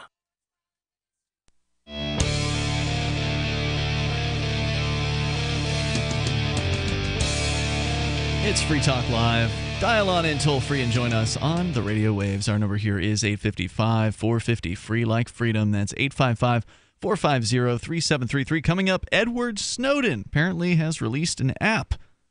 You know, Edward Snowden, the guy that released all kinds of damning information about the NSA back in 2013. Well, now he's got an app that can help protect your privacy, can help protect your devices from intrusion. We'll tell you about it coming up here in moments. Our toll-free number tonight, if you want to join us, is 855-450-FREE. Speaking of protection, there's the Blink Home Security System that you can get over at blinkprotect.com/FTL. That's /FTL like Free Talk Live. Super easy to install. It is wireless cameras. Batteries are included. You just pop the batteries in. You plug in the there's one wire in the whole system. You plug in the power cord for the hub, and then you set it all up wirelessly with your Wi-Fi enabled device like a smartphone or a tablet. And then once it's all ready to roll, then if something goes in front of your Blink cam and triggers the motion detection, then you'll get a clip of video on your phone or tablet, whatever device you prefer, and you'll be able to review what's going on in your home when you're not there, or even when you are there. It's all up to you what times you select for them to be operable, and then how long the clips are that are sent to you. And of course, you can download those clips as well to the device of your choice. Blinkprotect.com/FTL. That's blinkprotect.com/FTL. You get 3 blink cams for what some of the other guys will charge you for 1 security camera. Blinkprotect.com/FTL, like Free Talk Live. Our toll-free number tonight, if you want to join us, we're here live on Christmas Eve. The number again, 855-450-FREE, 855-450-3733. It's Ian with you here tonight. Johnny Ray. And Will. So we were talking with Jamil there a moment ago about libertarians, what the word means, the kind of the first experience that people have with libertarianism. Jamil had asked the question, are people actually ready to hear a principled idea of libertarianism? I say, yeah, of course they are. I mean, we need to bring the ideas to people in a principled manner so they actually have the ability to assess whether or not they agree with them. And I think a lot of people agree with the idea of leaving their neighbors alone, because most people can understand that they themselves would like to be left alone. So, I mean, this is a basic concept that I think people understand inherently, but they don't understand once you extrapolate out from, the basic statement of, do you want to be left alone? Should you be free to live your life how you want so long as you don't, infringe upon the rights of others? A lot of people will agree with that statement and then go on to support the existence of the state. They still see the state being there as sort of a thing that they've consented into, or that they are a part of, or that somehow is worth saving, or that is worth putting effort into, because they just, the state's a good idea. It's just we need to get the right people involved in it. So they haven't really connected the dots on these things, and that's why it's important to present principled ideas on every issue, every single time, and we try to do the best job we can do of that here on Free Talk Live. So if you want to join us, you can. Doesn't it always just kind of boil down to the fear within a particular individual? I mean, whenever you have the fear of freedom? No, the fear of whatever it is that they're scared of. Like, that's usually the point where people are willing to jump in with the state, like with open borders, immigrants. you'll have somebody who is a dyed-in-the-wool anarchist and tell you want to talk about borders, and then all of a sudden you have to protect America, this thing that they totally reject the entire existence of 30 seconds ago. Then they embrace you it. have to protect America from these foreign hordes. America will be socialist. I got clue for you. America already is socialist. Yeah. Oh, well, it'll be more socialist. I'm sorry, bro. Immigrants are not going to change that in one direction or the other. I think that libertarians or libertarianism is like the opposite of politics. It's how we treat each other when the police aren't watching, and the world works, even if imperfectly. It works well when you leave it to its own devices. And then when people come in and try and fix it, when politicians come in and try and fix it, they ruin it. But but the idea of a libertarian politician just doesn't compute with me, and I don't think that libertarianism can really compute with anybody who really loves politics and wants to be a politician. Well, I don't think that you can. I don't think that, for instance, I don't love politics. I despise it. I think it's a despicable process. It's ugly, it's slow, it's immoral. But the reality is we live in a world where people believe in this system, and in order to dismember that system, sometimes you have to get inside of it. And I don't like it, but I'll go to the State House and I will testify on legislation, and that season's coming up. We're going to be going up there. I hope you'll be joining us on some of them, Will, because we regularly will travel to Concord, and I think you'd be great at testifying in front of these committees. Whether you believe it or not, at least here in New Hampshire, some of these politicians will actually listen. They'll actually pay attention. They haven't completely made their minds up. Now, maybe some of them have, but some of them have not. And having principled libertarians go there and talk to these people is an important thing to do, because otherwise they're just left to their own devices. And the only people who go in and talk to them, if the libertarians don't go to the State House in New Hampshire, then it's the bureaucrats. If you ever go in to one of these State House committee hearings, it's lobbyists, it's bureaucrats, and the Libertarians that sit in the audience area that then testify in front of the committee hearings. That's all it is. And, in the cases of the lobbyists, sometimes they're pretty good, like the ACLU. Those guys do great work, and they take some very libertarian positions up there. But then people like me or Daryl B. Perry from Liberty Lobby, the libertarians from the Keen Bitcoin Network last year went up there and were, I would say, instrumental in helping the Commerce Committee pass the Bitcoin Protection Act here in New Hampshire. Now, obviously, Johnny, I'm with you. I wish we didn't have a government. I wish it would just disappear. I wish it would go away. But until we can have the people en masse come on board with these ideas, we're never going to see government go away. And so in the meantime, I want to try to do everything I can to make it as small and as pointless as possible. Well, we're fighting against the dichotomy of the slave. You have to look at how slave societies work and how, the good slaves will punish the bad slave for the master, so to speak. You know what I'm saying? Slave on slave violence. Yep. Yeah. So the slave who wants to be more free will actually be held down, turned in, or harmed by the slave who just is happy to let things go along to get along. Yeah, exactly. Yeah. Like they don't want to upset. They're happy in their little spot. Nobody's hitting them with a stick. They're getting just enough to eat. They're comfortable, and that's the biggest issue. Like we do with Muslims for Liberty, tons of libertarian activism overseas, and you know what we find? A very, very primed audience. These people aren't comfortable. They're not living in luxury at all. They're living in oppression, and they're living in these regimes where if you want to be free, you could be dead. And you know what? Selling libertarianism in those societies is very easy. You have think tanks popping up. You have civil disobedience movements popping up. You have these things and all this growth in the last 10 years that you don't really see in America. We had the one pop with the Ron Paul movement, and that's it. The toll-free number, if you want to join us here, 855-450, free like freedom. It's Free Talk Live. Anytime, any place, anywhere. Radio remains the most intimate of all forms of media. At home, at work, in the car, on smartphones. Over 90% of consumers still listen to radio every week. That makes choosing radio as a place to advertise your business one of the best decisions you can make. Email advertise@gcnlive.com and partner up with an experienced GCN representative. Advertise@gcnlive.com. Easy, affordable, effective. Want revenge on the common housefly? Well, after 10,000 years, someone has finally come up with a better way. The Bug Assault, a miniaturized shotgun, which utilizes ordinary table salt as ammunition. Non-toxic and no batteries required. So much fun, you'll forget you have a wife and kids. $39.95 and free economy shipping. Use discount code GCN and get an extra 10% off your purchase at bugassault.com. Makes the perfect stocking stuffer. Get your Bug Assault today.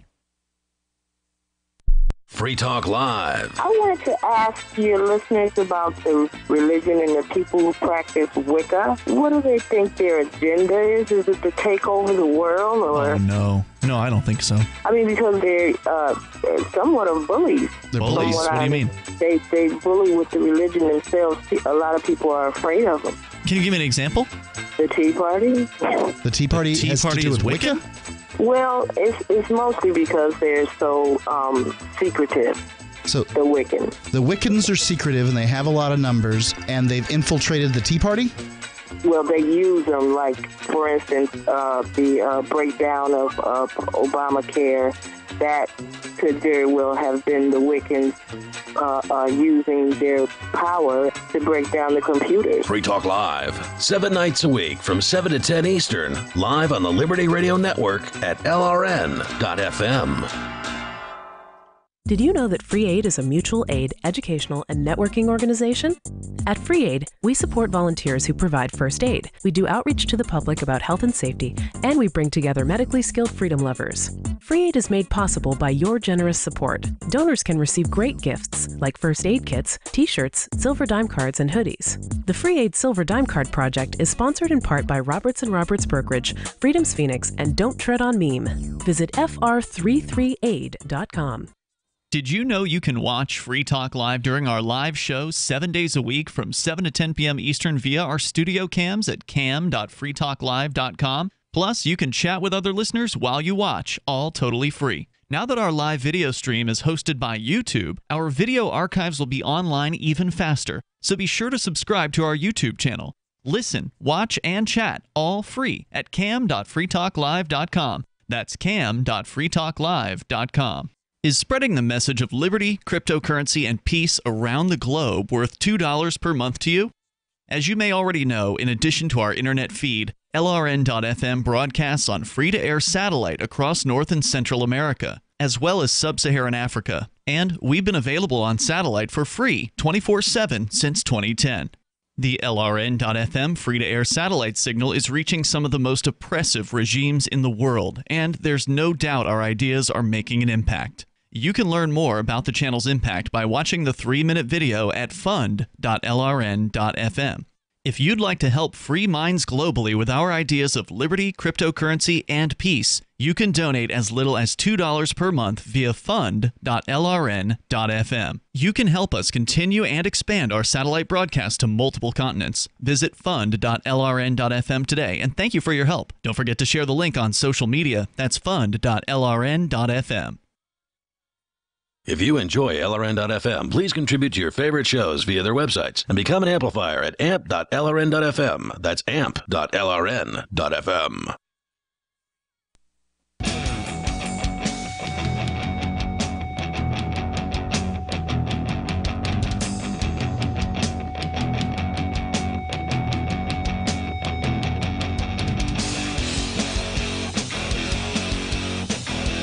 This is Free Talk Live. You dial in toll-free here, 855-450, free like freedom. That's 855-450-3733. Joining you in the studio tonight, it's Ian. Jonny Ray. And Will. We are here live on this Christmas Eve edition of the program. Of course, you can join us and talk about whatever's on your mind. Coming up, open borders.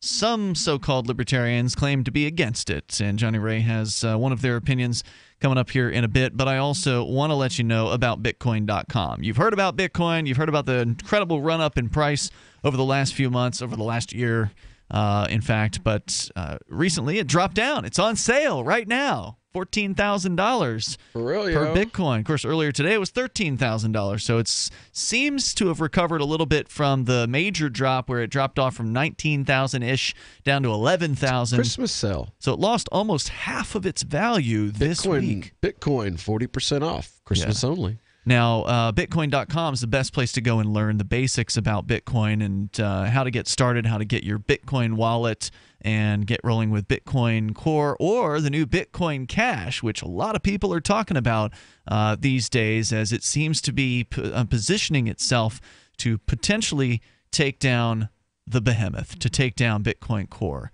It's not quite in striking distance or anything. It's Bitcoin Cash is the number 3 most largest currency by market cap in the globe at the moment, but it does seem to be closing in on the number 2, which is Ethereum. It's getting up there to where it could potentially knock it out.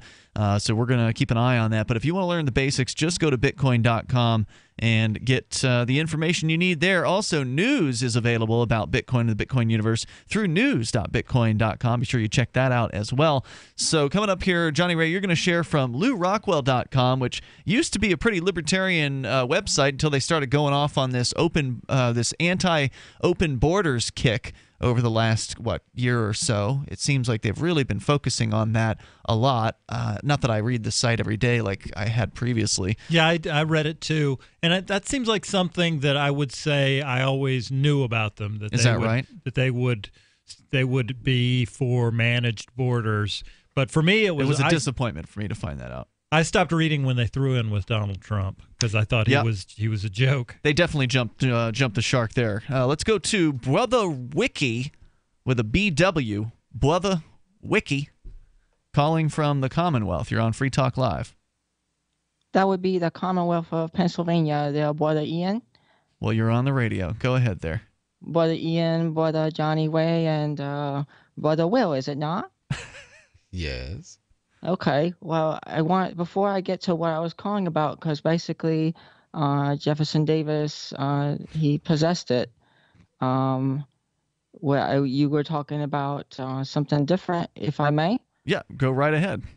Okay, well, you said open borders, and when I think about the possession of just secession of Pennsylvania, I just think, well, I don't know if I may, bear with me, hold on a second. When I'm saying Jefferson Davis is possessing my body, and now my spirit of Brother Wicky, widow Brother Wicky here, and now I'm in a child's body. So this is me. This is a serious issue. This is like a serious issue. You might want to get some help. This is important, Brother Ian. You know me. This is Brother Wicky. You know Brother Wicky. I need help. My body is now Jefferson Davis's spirit in there, and now I'm here in this little child's body, and I'm not even in the Commonwealth anymore, Brother Ian. I'm trying to tell you that I'm over here. I'm over here down someplace else with these parents. They're not mine. So how did you end up in the body of a child, Brother Wicky?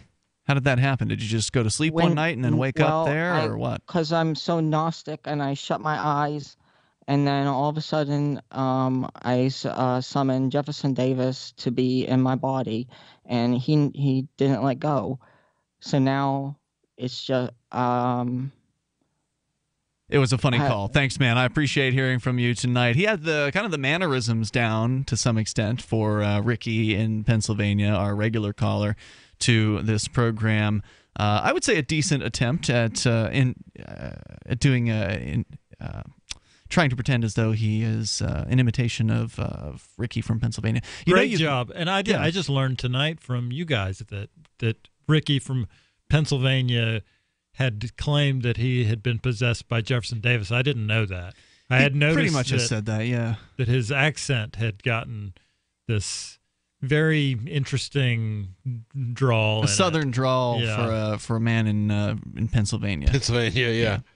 He sounds like he's from. I'm telling you, and the best part is like, well, I'm Jefferson Davis from Virginia, though I sound like I'm from Augusta, Georgia. Well, you've made it as a chronic caller once you get people actually calling to imitate you. Yeah. Right? So, Ricky from Pennsylvania. He's almost like our own character, like a calling character. Right. Well, I mean, who knows if he's real or not? That's always been one of the big questions about some of the chronics on this show, whether it be real? Scott the Bigot or wish Scott Ricky would call tonight and wish us all a Merry Christmas. Did you know that Scott, the Muslim guys on the show, you should call in. Allahu Akbar! Did you know that he called and apologized? No. His mother died, and he called in like that day or the next day, and he was pretty torn up, and he actually apologized for being... I'm so sorry for acting like a jerk. A racist. He actually said he was going to move to the United Kingdom and wasn't going to ever call again, and I told him, hey man, we'd love to still hear from you in the future and see how you're doing and everything, and I accepted his apology, and that was that. That's incredible. Yeah, it really was a surprise, and that happened just maybe 2-3 weeks ago. It wasn't very long ago at all. Yeah. I missed my opportunity. I wanted to convince him to be a sexist with he me already because... was. He already didn't like women. Oh, all right. Yeah. Although I don't know if that's changed. So he apologized for his comments about Jewish people, but he didn't go through a whole litany of apologies. But I accepted that, and that was enough. So toll-free number here tonight, 855-450-FREE like freedom, 855-450-3733. Jonny Ray, let's get into some sort of anti-immigration or anti-immigration freedom piece from the Lou Rockwell. Was it the site or their blog? Because they've got two different sections there. Do you know? It's from the site. It's an article. It's a couple years old. All right. From Hans Hermann Hoppe. Oh, this is like one of the standard bearers for the anti-immigration libertarians, right? Hans himself? Yeah. Probably. He's like the Purge Society of Undesirables libertarian. Yeah, I've heard people like Chris Cantwell adhere to what this guy says. Richard Spencer. Basically, this article, all of the pro-Trump libertarians they call themselves the Hop Caucus. Spencer's not a libertarian. But he's not. But he's a straight for up some socialist, reason, right? people there at libertarian events love him. Huh. Hans Hoppe wrote a book called Democracy, the God That Failed, which I confess I haven't read, but that title... It sounds like a book a libertarian would like. Yeah, I would love it, I'm sure. And I want to say that Hans Hoppe is a hardworking intellectual, but when he's the villain of this piece that I'm going to share is he's kind of talking about me on this one particular topic. He's talking about you, Johnny Ray? Yeah, he's talking about left. He's talking about, and I don't think I am one, but he's talking about left libertarians. All right. Left libertarian is now basically any libertarian who's not a racist. Okay, then I guess I qualify. Yeah. Yeah, I would. Does he define left libertarian in the piece? No, it's focused on the issue of borders. Okay. From July 2015 by Hans Hermann Hoppe, Immigration and Libertarianism. Left libertarians profess to apply libertarian principles more consistently than other libertarians. In fact, their role is to serve as Viagra to the state. This becomes apparent when one considers their position on the increasingly virulent question of migration. Let's get into it here in moments more with your calls and thoughts. Also, welcome if you want to join us here. We're live on Christmas Eve. Our toll-free number is 855-450. Free like freedom. It's Free Talk Live. Crimes of the Crown by Captain Mark. The Crown casts the world in shadow and claims to be our guiding light. Cowards clamor for security from boogeymen and ghost stories. While I say these hobgoblins are imaginary, I say those they propped up as our liberators are now subsisting on our bondage. I say there is freedom in the black, and that's exactly where we intend to go.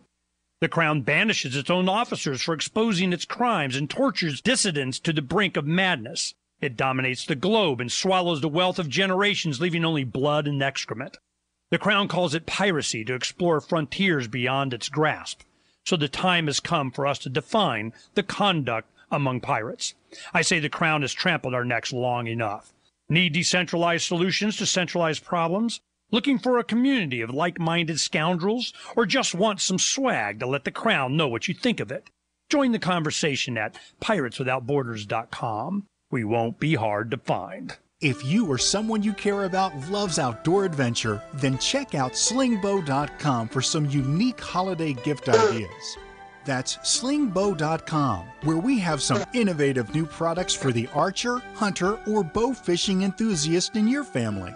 Now through January, use the promo code HOLIDAY to get free shipping in the U.S. or Canada. And from all of us at Slingbow Industries, have a safe, joyous, and peaceful holiday season.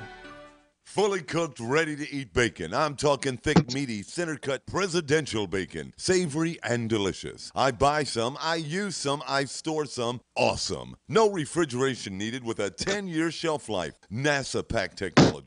Bacon. Fully cooked, fully hydrated, ready to eat right from the packed bacon. Or warm and served. Life-saving, ready-to-eat bacon. 10-year shelf life bacon. Ships free at fullycookedbacon.com. Fullycookedbacon.com.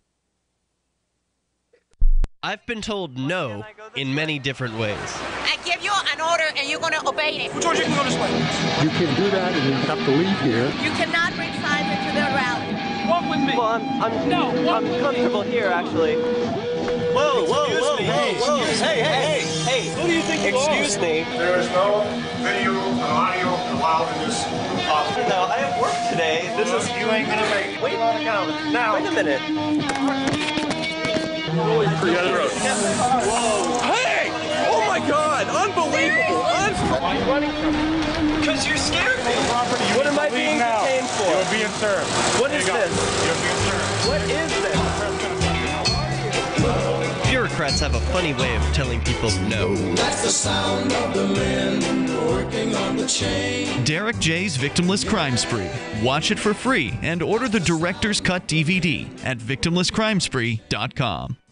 Did you know we've taken our LRN.FM telephone listen line to a new level with the LRN.FM audio on demand line? Now you can call 712-770-8447 anytime and listen to LRN.FM's live feed. And you can listen to a bunch of our original shows on demand. Long distance fees may apply. Just dial 712-770-8447 and choose from the menu. 712-770-8447. Radio is the most personal of mediums. I exist right now in your head. If you listen to Free Talk Live regularly, you know me. Free Talk Live is on more than 160 radio stations around the U.S. and has been downloaded on every continent around the world. Hundreds of thousands of listeners with ad packages from $600 a month to $6,000 a month. Imagine what we can do for your business, project, website, or idea. Email me, mark@freetalklive.com.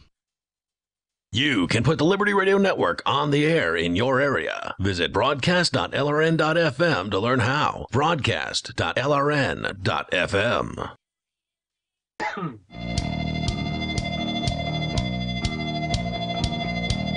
It's Free Talk Live, and you can dial in toll-free to join us on the radio. The Christmas Eve edition of the show. Our number is 855-450, free like freedom. That's 855-450-3733. Joining you tonight, it's Ian, Jonny Ray, and Will. Last night, we talked in detail about open borders. We read a piece from the Foundation for Economic Education about why anybody who's a libertarian cannot possibly favor closed borders. Tonight, somebody's going to be claiming that you have to be in favor of closed borders to be a libertarian. We're going to get into the article that you have, Jonny Ray, here in moments, but let's go first to your calls. We've got on Skype David in New Mexico. You're on Free Talk Live. Go ahead, David. Yeah, I wanted to use the opportunity of the occasion of the holiday to illustrate a point, but let me interject that I 8 years ago when I first heard Sarah, is Sarah on hold? Nope, not right now. She usually calls at 9:30 Eastern Time. 9:30. Yeah, like when I first heard her, like clockwork, yeah.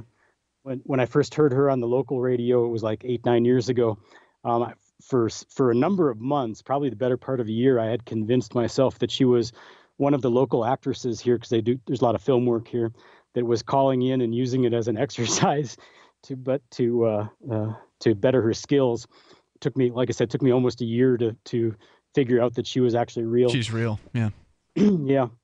To use the occasion of the holiday to illustrate a point with because I feel anyway that many people feel forgotten all the time, especially on holidays that have been in their mind, damaged in some way. And with the loss of my children at the hand of the state, the holiday is a good opportunity to point out that to most people, holidays are special occasions, as are birthdays, and not to mention all of the other special occasions, getting a report card, or the last day of school, first day of school, all those other milestones. But holidays are one of them, and there's however many a year, depending on how you count them, 5 a year, 6 a year, 10 a year, depending on how you count your holidays. And this is now this is either the 10th or the 11th. I guess it would be the 10th or the 11th Christmas, depending on how you count it. That since my children disappeared at the hand of the state illegally, because I proved it was illegal because I won that appeal, without a chance to say goodbye, and it's done damage. And so, on this holiday, when everybody's celebrating, or many people are celebrating being together with their friends and family, I just wanted to use the occasion to point out that the damage one of the damages that the state, and I know you're not a fan of the state, but the state has done to me and my children. So thank you for giving me the moment. Yeah, I'm sure you're not alone out there. I mean, there are countless parents who've lost their children in ugly, messy divorces that, the state has come down hard on one person or another. And so, instead of being able to be with your kids, you're home alone. Thanks for the call, David. I appreciate it. And good luck out there. The toll-free number can't be easy. It can't be easy because every parent that I've ever known loves their kids, and if they're not with them on a day like this, that's got to be tough. The toll-free number, if you want to join us here, is 855-450, free like freedom, 855-450-3733. Johnny Ray, you had just gotten started with Hans Hermann... Wait, who was it? Hans Hermann Hoppe. Hans Hermann Hoppe. I don't know why I was confusing him with the author Henry Hazlitt. Also 2 H's, I guess, so the alliterations are similar. But anyway, Hans Hermann Hoppe, an article from LouRockwell.com from a couple of years ago that you wanted to share tonight about immigration and the people who call themselves libertarians that are against immigration. Right, and Hans Hermann Hoppe calls them left libertarians. Well, he calls the ones who are in favor of immigration left libertarians. Yes. Right, okay. Go right ahead. The left libertarians' role is to serve as Viagra to the state. This becomes apparent when one considers their position on the increasingly virulent question of migration. Left libertarians are typically ardent advocates, in particular, of a policy of free and non-discriminatory immigration. If they criticize the state's immigration policy, it is not for the fact that its entry restrictions are the wrong restrictions, i.e. that they do not serve to protect the property rights of domestic citizens, but for the fact that it imposes any restrictions on immigration at all. I would agree. That would be the libertarian position, would be that you should abolish the immigration bureaucracy entirely. There should be no restrictions whatsoever beyond the restrictions of private property owners. So if a private property owner doesn't want to let somebody on their land, that should be their choice. But if I, as a private property owner, want to allow somebody on my land, then I should be allowed to do that. But on what grounds should there be a right to unrestricted, free immigration? On the grounds of freedom. On the grounds of that's how things are without the idea of the state around to stop it. Well, no, that's the new thing, though, is like government is bad and the use of violence is bad, except when government wants to enforce imaginary lines that protect American white Western culture. Whatever that means. Yeah, yeah. Because apparently you can't have your own culture with other cultures around. I just have never understood this borders, culture, values thing. Well, the white race and the white nation is so strong and so awesome and so great that it can't possibly stand on its own. Yeah, it stand on its own or compete with any of the other races and cultures. They need the state. Yeah, they need to protect them. It's ridiculous. Great point. A state is borders. You can't have a country without borders. In so our you lifetimes, have to be, yeah, that's true. I think you have to give up the idea of countries. You have to be a statist to support borders. That's right, by definition. Yeah. Going on, no one has a right to move to a place already occupied by someone else unless he's been invited by the present occupant. Okay. And if all I'm places inviting you. Are already occupied, all migration is migration by invitation only. Well, we know for a fact that all the places are not occupied in the United States. I mean, all you have to do is look west of the Mississippi, and what is it? The majority of the land or something like that is owned by the federal government.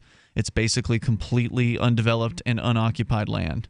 So there's but I think the government is us, so we own that land. And here I am saying, come on in, come on over. I'd rather immigrants make productive use out of the land than just have it be controlled by the Bureau of Land Management. Absolutely. Every metric that's ever been used to measure this, even the people who don't like immigrants end up having to agree that immigration stimulates the economy. Sure. I mean, America was built on the back of immigration, and every group of immigrants that did that building, from the generation of Irish immigrants that I was brought here, my family was brought here with, that brought Carnegie, I mean, and he was what? He came here as like the son. He was the son of a man who like had ragged clothes, was a pauper and homeless. Carnegie came from nothing, like many of these immigrants do. I have tons of friends who have come here in the Muslim community. I know a lot of people that are refugees. They came here fleeing the war in Iraq in the 90s. They came here fleeing Somalia in the 90s. These guys are like college professors now, own businesses, own bakeries. I know a guy, he's a Syrian refugee from the Syrian civil war that happened in the 80s. He now runs a bakery in a little bitty storefront in Orlando that's open 4 hours, not during the day, from like 10 p.m. to 2 a.m. they're open, and they supply flatbread for sandwiches and pita shops and stuff from North Florida all the way to Miami. And that's what they bring here. They stimulate the economy. They stimulate jobs. Immigrants are more likely to be entrepreneurial. They're more likely to start their own businesses, given the freedom to do so. And that's the government's not standing in the way. They don't have that freedom at home most of the time. Right. Because now they're here, and that's why they came here. They're like, I want to be able to open a business. I want to be able to be wealthy. I want to be able to live in a house where, like, we're not having to kill the chickens in the backyard and I have to send my kids to the trash heap in the middle of town to search for food. I don't want to live like that. I want to be successful in America, is where they throw away. They heard that you can be successful in America. Well, we throw away more food than they have in their village in a month. Yep, absolutely. You know, so and there that's is what they still want. a lot of opportunity here, but it's not as good as I think a lot of people think that it is. Because I remember we've had callers call this show from listening in Africa, and they still have, you know, this sort of mythological belief that America is this free place, and it's not. And then you find out after you finally get here that there's all kinds of regulations and rules and bureaucrats and, you know, laws. You should have saw the look on my father-in-law's face when I explained property taxes and how they work to him. He was like, "What? You mean so you buy the house and you pay for it, and then if you don't give the government money every year, they take your house and they sell it?" And I was like, "Yeah." He goes, "But I thought America was free." Nope. And that was his exact words. He's like, "But I thought they were free in America." And I was like, sorry. "No, not like that." He's like, "You know what? I don't think I want to buy a house in America anymore." Yep. Toll-free number here, 855-450-FREE, like freedom. We got more from Hoppa Definitely. here in moments. We'll share that with you coming up in hour number 3. Plus, we get a chance, Edward Snowden. He's got an app now, and maybe if you care about your security, you need to know about it. More on the way here in moments. This is the Christmas Eve edition of Free Talk Live. We're here live. Join us, 855-450-FREE. It's about time something new came along for better selling and buying online. And I found it. What now, Marge? It's buysellmakeoffer.com. Never heard of it. It's a brand new company. That's why you've never heard of it. It's the newest and best way to sell any products online. I did all the research. Sell my car? Yes. Our home? Yep. My golf bag? Your golf clubs. All of them. How about your purse collection hoard? Hey, now. You said any product. Right. I did. We get 30 days free. Really? Packages starting from only $9.95. And buysellmakeoffer.com will never charge item fees ever. Never. And this is cool. Listen to this. You can even use Skype or video to show your items. That's cool. Yes. All we have to do is go to the website, sign up, and then load our stuff to sell. I love this site. Buysellmakeoffer.com. Buysellmakeoffer.com. You got it? Buysellmakeoffer.com. Buysellmakeoffer.com. Better selling, better buying.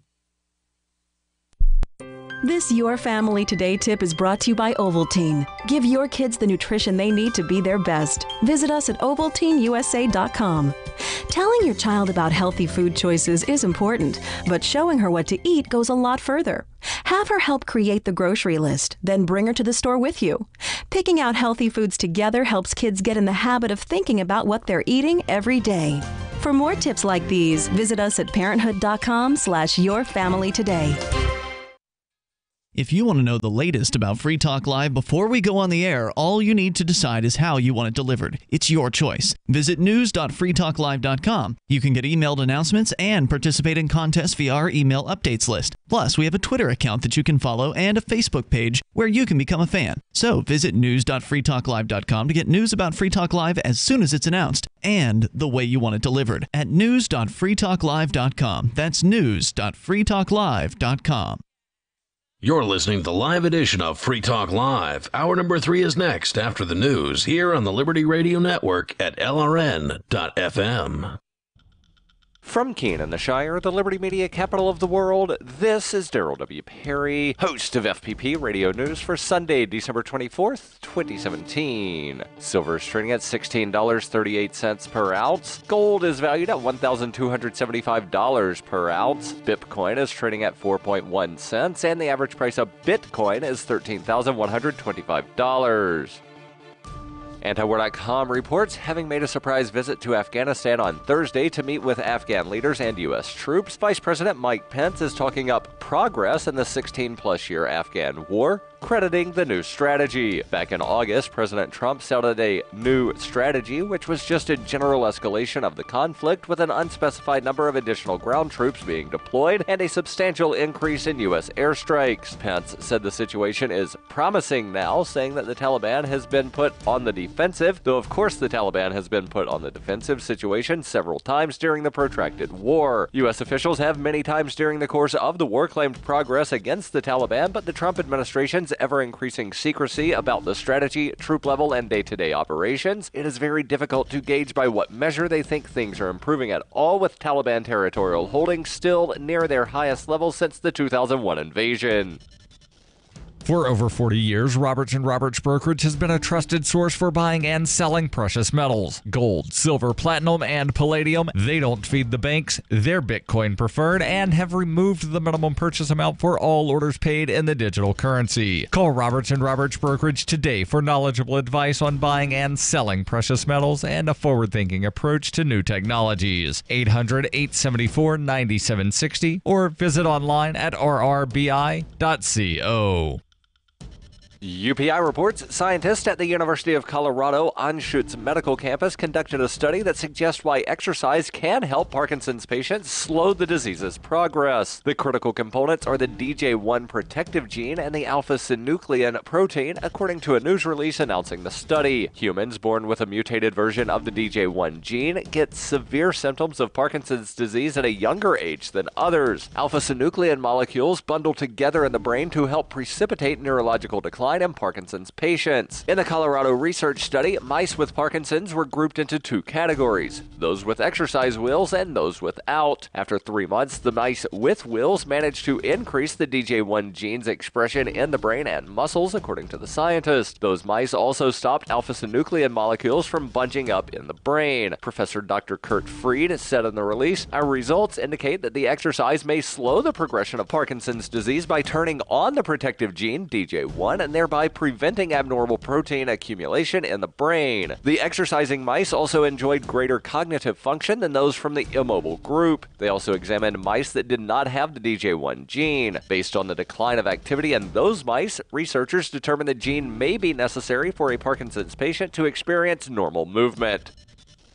When you hear the word lobbyist, you probably think about greedy corporations, but not all lobbyists are the same. Some are fighting for the freedoms you hold dear. Liberty Lobby LLC is doing just that in New Hampshire, working hard to represent you, not some special interest group. You can help by going to libertylobby.info, where your contribution will give us the tools we need to ensure that your voice is heard. Visit libertylobby.info today to find out more. Reuters reports a sprawling Southern California wildfire that has been burning through rugged, drought-parched coastal terrain since December 4th has become the largest on record in the state, according to state fire officials. The Thomas Fire has blazed through 273,400 acres, surpassing the previous record of the 2003 Cedar Fire in San Diego County that scorched 273,246 acres and killed 15 people. Fire officials said the Thomas Fire was 65% contained as of Friday evening, and the natural spread of the blaze had been virtually halted days ago by fire crews. Incremental increases in burned acreage detected by daily aerial surveys, since they have been largely due to controlled burning operations conducted by firefighters to clear swaths of vegetation between the smoldering edges of the fire zone and the populated areas. The fire has destroyed over 1,000 structures as it has scorched coastal mountains, foothills, and canyons across Ventura and Santa Barbara counties northwest of Los Angeles. On Thursday, authorities canceled the last evacuation notices still in effect for Santa Barbara and Ventura counties. One fatality directly related to the fire has been reported. That victim was a firefighter who succumbed to burns and smoke inhalation in the line of duty last Thursday. This has been FPP Radio News, online at fppradio.com. A local grandmother is beginning to realize that her family never even looked for a better nursing home. A man leaves a father-daughter dance with a different girl than he came with, and an earthquake late warning system goes off in Haiti. Watch as yet another precious fraction of your life passes mercilessly in front of your very eyes. This is the Onion Week in Review. Shortly after discovering he had locked himself outside of his suburban home Thursday, fully nude claims adjuster David Ronzo delivered a moving and thought-provoking treatise on the frailty of the human condition to a slowly gathering crowd of his neighbors. Ronzo, who initially panicked when he realized he was naked, soon turned and faced confused passersby and delivered a stirring oration on the grim facts of mortality, along with the indomitable nature of the human spirit. In other news, a man is arrested for stealing over $50,000 worth of beards from Hank Williams Jr. A pretty lady is playing hard to follow, and a dog named Murph lives up to his name. For more, visit theonion.com/newsbeat. This is the Onion News Network.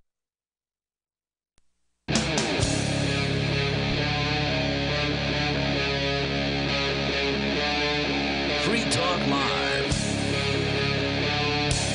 It is Free Talk Live, and you're invited here to join us on the radio waves and take control of those airwaves. Even though it is Christmas Eve, when most radio shows would take a night off, we're here live, and we'll talk to you about whatever you want to discuss. Our number here is 855-450, free like freedom. That's 855-450-3733.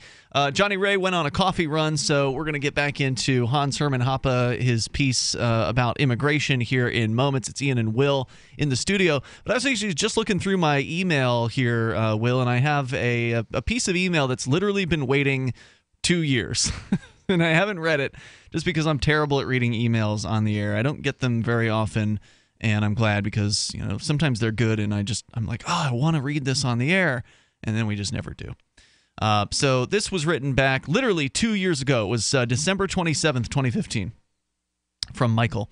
He writes, Dear Free Talk Live, I'd like to share with you a personal story about the impact that Free Talk Live has had on my life. I've considered calling into the show many times over the years to discuss it, but for a variety of practical reasons, mostly because I'm a late-night podcast listener, I haven't done so.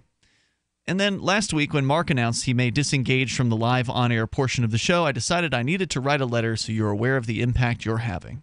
Like many people, I came to the ideas of liberty through Ron Paul's 2008 campaign. At the time, I was self-described Democratic Socialist, most aligned with people like Ralph Nader. I even organized the Nader campaign group at Cornell University in 2004 and arranged to have Ralph speak at the only theater in town to a large crowd. I think socialism is so popular with college students because it appeals to the natural tendency that many people have to help others and to do good for their neighbors. Ron Paul appealed to me because, unlike other Republicans, he often spoke compassionately about the poor and human rights. But it was his odd obsession with the Federal Reserve that really inspired me to dig deeper. This is a topic that often goes unexplored on the left, and yet Ron Paul repeatedly explained that their policies harmed the poorest among us. It wasn't long before I was reading Henry Hazlitt's Economics in One Lesson, Rothbard's For a New Liberty, and reading daily articles published by the Mises Institute.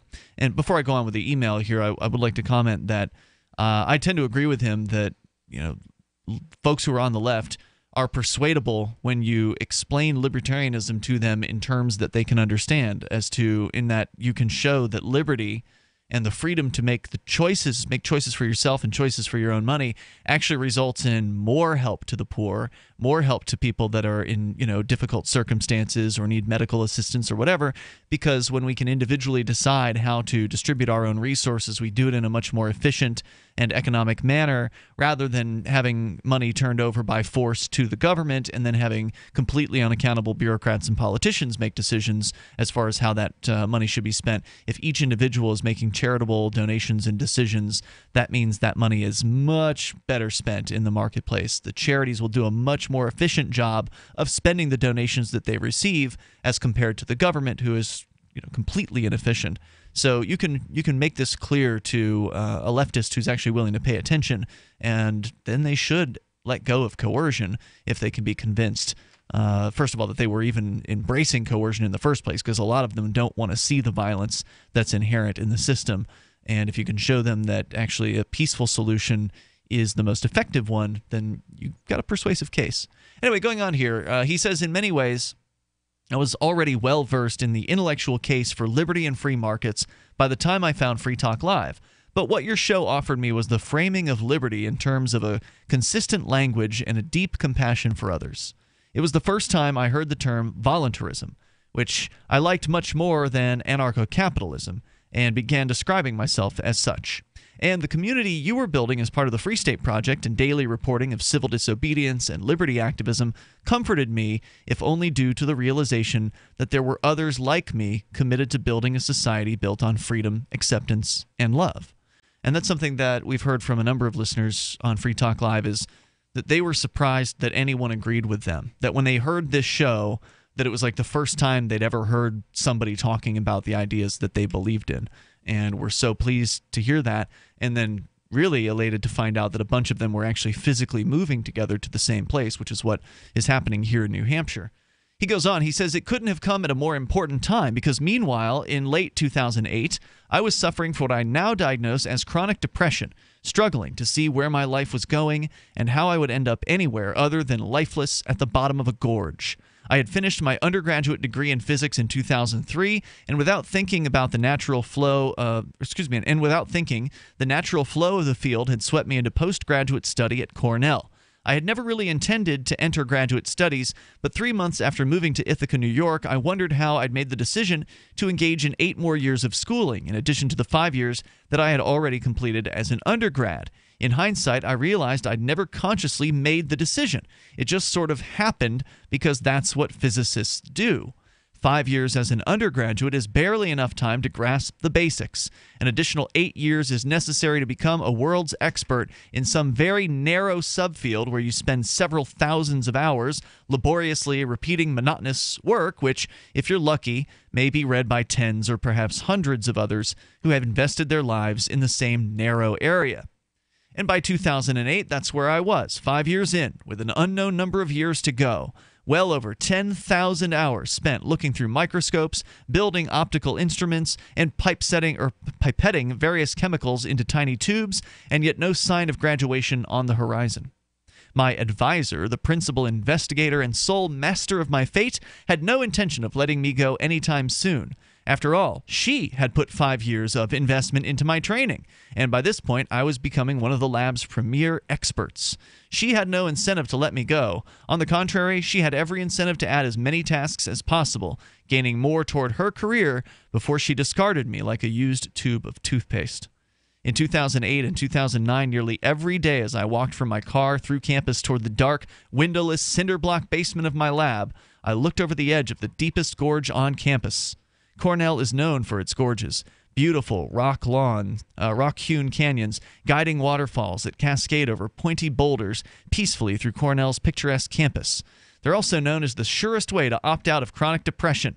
And the funny thing is, one of my roommate here, actually, Matt, he's from New York, and he knows Cornell, and he says that there's actually, every year, there are suicides on this campus. People throw themselves from bridges as sort of a regular thing. And that's what he's describing here. He literally was considering killing himself when he found the Liberty movement. So going on, he says, and on the coldest, darkest days, walking home from the lab after hours of acquiring data from my lonely lab basement, only to find that everything had gone wrong, that I had wasted another day in my life pursuing my boss's research passion, I would peer down into the gorge and wonder if that was my fate. I'm sure it sounds strange to many people who have not experienced the systematic problems in academia. After all, I was working at a prestigious Ivy League university, at one of the top graduate programs in the country in a field that, if I were to succeed, could pay handsomely in the future as part of the private sector. Indeed, I was fortunate to be attracted to technical fields, as it's one of the few fields which can justify an expensive investment in advanced education in spite of the growing college loan bubble. Nevertheless, graduate studies are basically an all-or-nothing gamble, quite unlike the way that people learn skills in the private sector. Completing a graduate degree in a technical field, one finds themselves in an extremely rewarding position, having a difficult-to-achieve stamp of approval on their resume, a PhD, in addition to years of technical experience in a difficult discipline.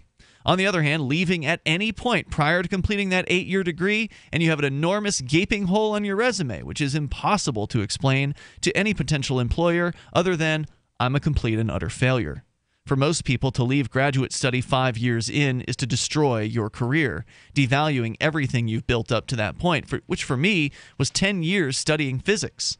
Leaving the field was not an option. As I often told my mother and close friends during my lowest points, there were only 2 ways out, with a PhD in my hand or at the bottom of the gorge. The gorge was often the more attractive option, but Mark and Ian and Free Talk Live may have saved my life. I don't know if I ever would have mustered the courage to leap to my death, or should I say cowardice. But as I was spiraling closer and closer to making that irreversible decision, Free Talk Live led me to a better, more positive place.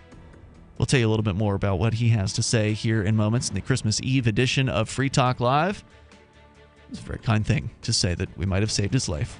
855-450-FREE is the toll-free number, 855-450-3733. We'll continue with your calls and thoughts, also welcome on Free Talk Live. I got my Blink home security system delivered right to my door. I downloaded the app and it walked me right through the easy setup. Even with my complicated router system, I was done in like 10 minutes. Now it notifies me whenever something moves in front of the wireless cameras, or I can just check it whenever I want right from my phone. And I got you a deal. Get 3 Blink cams for what the other guys charge you for 1, plus an extra 10% off. Visit blinkprotect.com/FTL. blinkprotect.com/FTL. blinkprotect.com/FTL.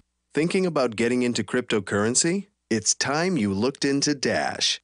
Dash is digital money that you can use to send instant and private payments anywhere for pennies. Dash offers a decentralized network where miners are rewarded for keeping it strong and safe. Dash has made a huge impact in the crypto world. Start your journey. Check out dash.org for more information and get in now on the future of cryptocurrency.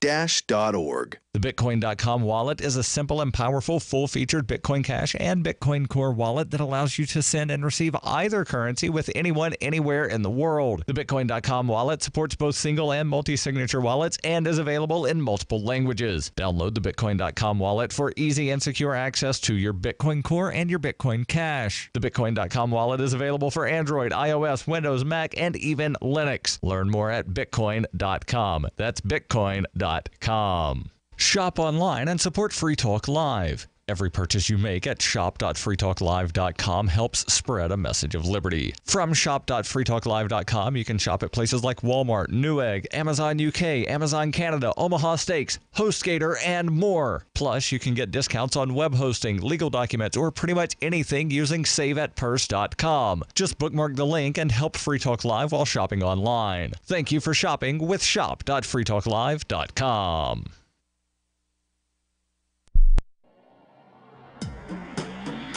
Free Press Publications is an independent, alternative media and publishing company founded in June 2009 with the mission of ensuring a free press for the freedom movement and is committed to spreading the message of peace, freedom, love, and liberty. FPP also gives new authors an avenue for publishing freedom-oriented material. FPP brings you daily news and commentary on the website fpp.cc, as well as a daily 5-minute newscast, FPP Radio News, and weekly news, views, and commentary in the FPP Freedom Minute and Peace, Love, Liberty Radio at fppradio.com, and the monthly newspaper FPP News at news.fpp.cc. Find FPP online at fpp.cc. That's fpp.cc, as in Creative Commons. Here's a chance to do a little activism while you're cruising Facebook, Twitter, or Google+. Between the LOL cats, the recipes, the hot girls, and the inspirational sunrise memes, Free Talk Live's posts pass by your newsfeed. Like them, comment. It gives us more exposure. If you don't see our posts, click like at facebook.freetalklive.com and then hover over it to click Get Notifications. It's an easy way to spread the ideas of liberty a bit further. I know you're busy, but you can spare that 1/10 of a calorie it takes to click on something. facebook.freetalklive.com. What do you shop for that you could otherwise buy at Amazon? Pretty much everything, right? Amazon has competitive pricing and they deliver, and that's a big plus. If you could plan ahead in your shopping, would you be interested in saving up to 33%? There's a catch. You have to do your shopping in Bitcoin. But imagine those savings. It's like a huge raise. All you have to do is go to saveatpurse.com. We've saved thousands, and you can too. Plan ahead and save. Saveatpurse.com. You can connect with the Liberty Radio Network via our Facebook page at facebook.lrn.fm. That's facebook.lrn.fm.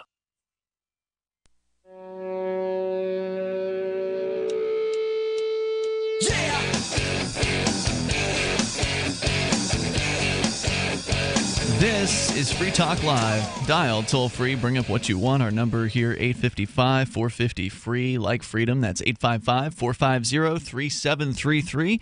My Pillow, possibly the best pillow you'll ever use. You can try it out for 60 days, and if you don't like it for some reason, they guarantee that you'll be satisfied. Otherwise, you can get your purchase price back by sending the pillow back. At mypillow.com, use code FTL. You'll get 50% off the regular price of the My Pillow.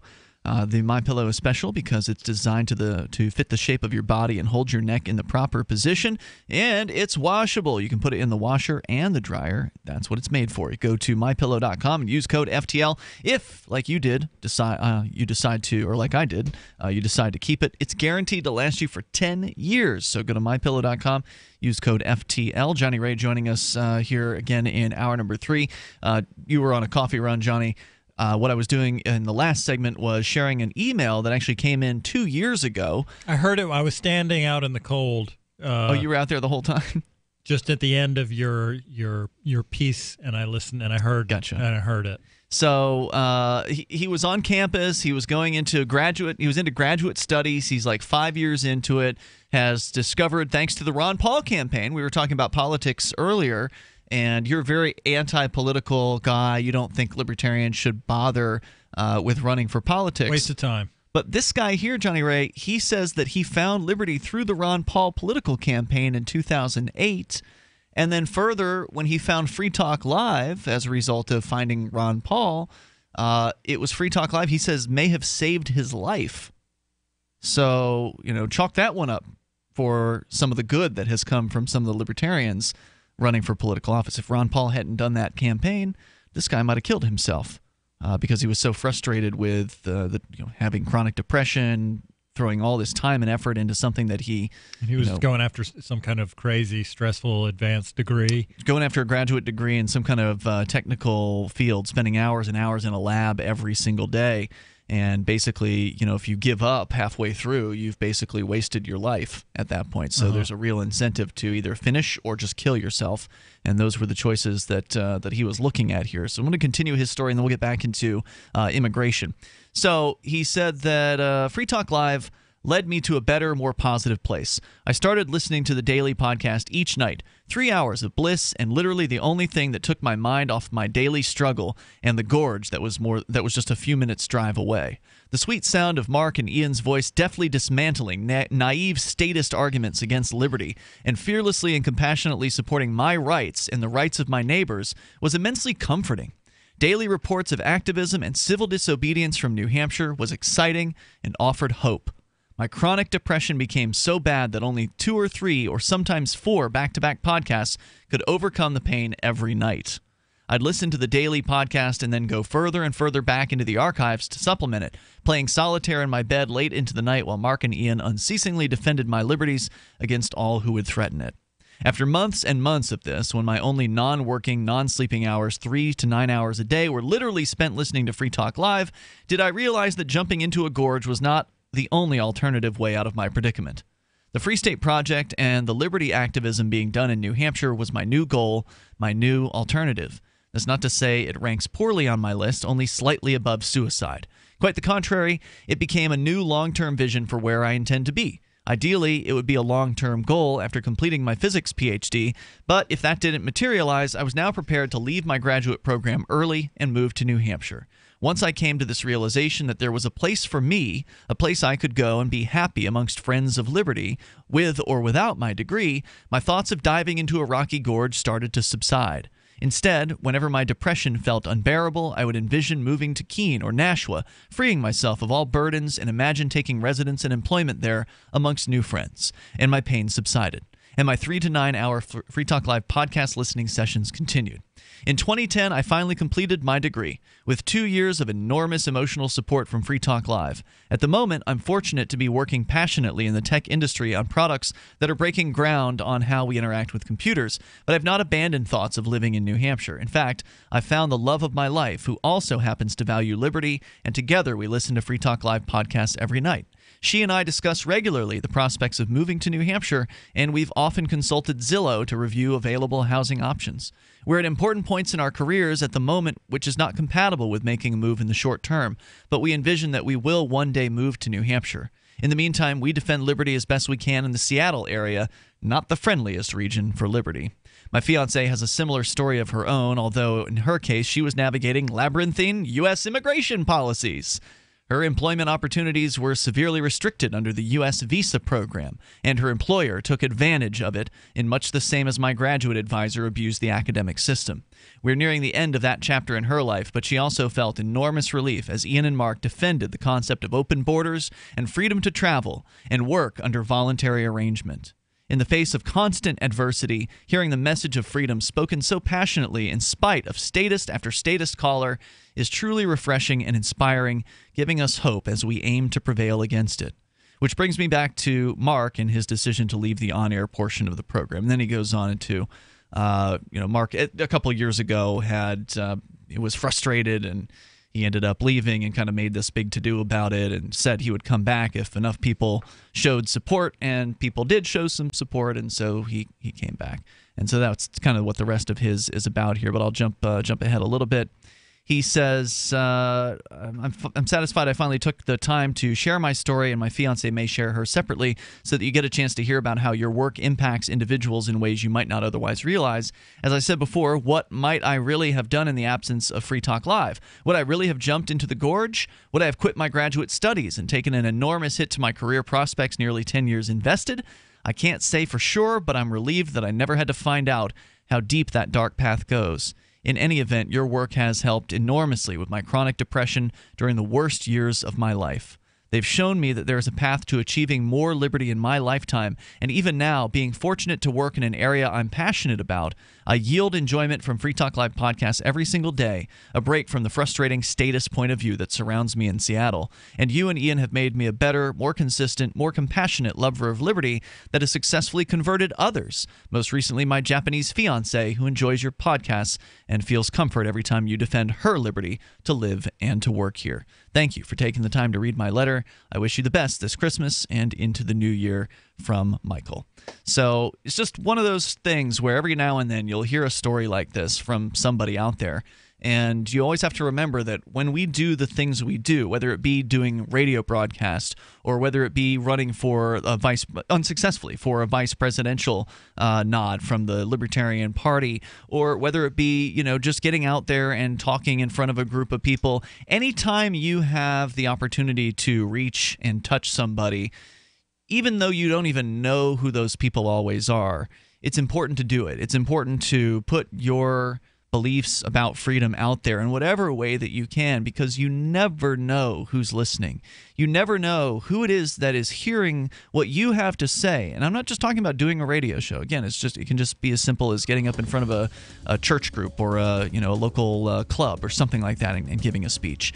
There's somebody out there in that audience who's ready to hear what you have to say. They're at a point in their life where they're receptive to the ideas, where you might connect some dots for them that they'd never been able to connect before, and you may end up, saving somebody's life or turning them to the ideas of liberty for the first time.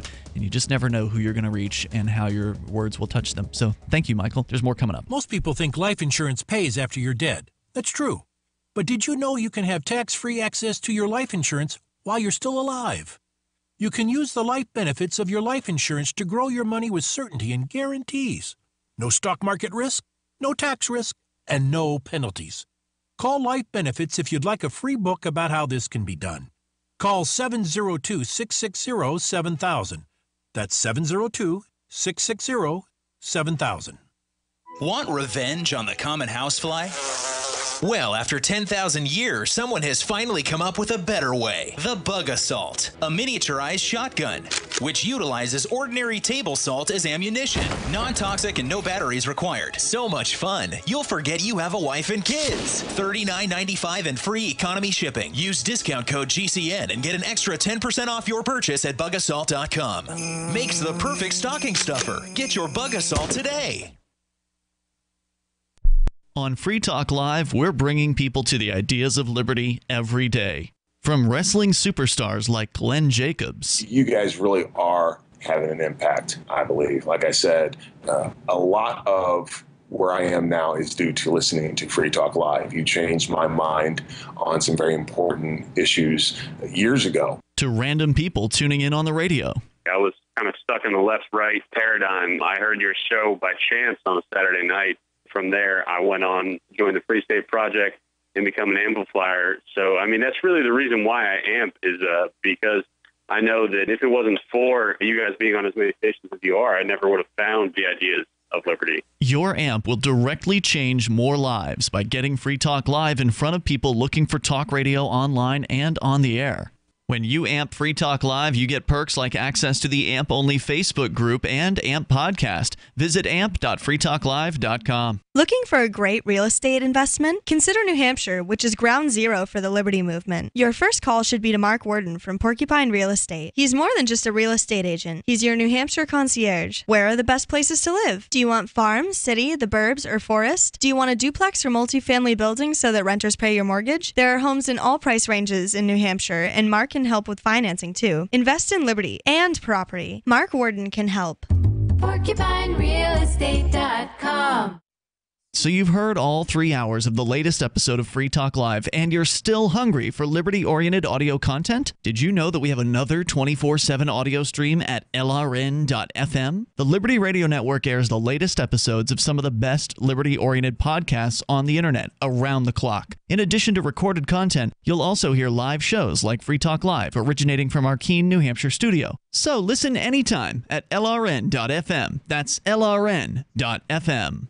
The Free State Project has reached its goal of 20,000 liberty lovers who've pledged to move to New Hampshire and get active to achieve liberty in our lifetime. Perhaps you're trying to figure out what part of New Hampshire should be your destination. If so, consider Keene. You'll find more than 150 reasons to move to Keene at move.freekeene.com. Keene is famous for its historic, publicity-generating activism, as well as being the liberty media capital of the world. It's home to freekeene.com, New Hampshire's destination for liberty activism, news, and opinion. For years, we've been compiling over 150 reasons to move to Keene at move.freekeene.com, where you'll learn about some of what's happening here and what makes Keene a great place to live. If you love liberty, you'll probably enjoy anywhere you end up in the Shire. But do your due diligence first. Please visit move.freekeene.com for the full list of over 150 reasons to move to Keene. That's move.freekeene.com. While our satellite channel is free to listen to, it's not free for us. You can help us cover our satellite costs with the chip-in on the right side of the page at lrn.fm.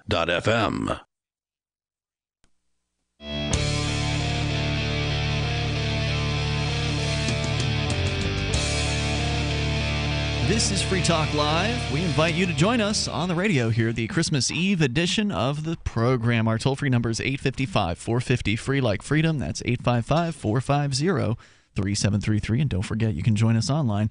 Just drop on by freetalklive.com. If you like the show, then shop with us. Head over to shop.freetalklive.com. There's a link to Walmart there.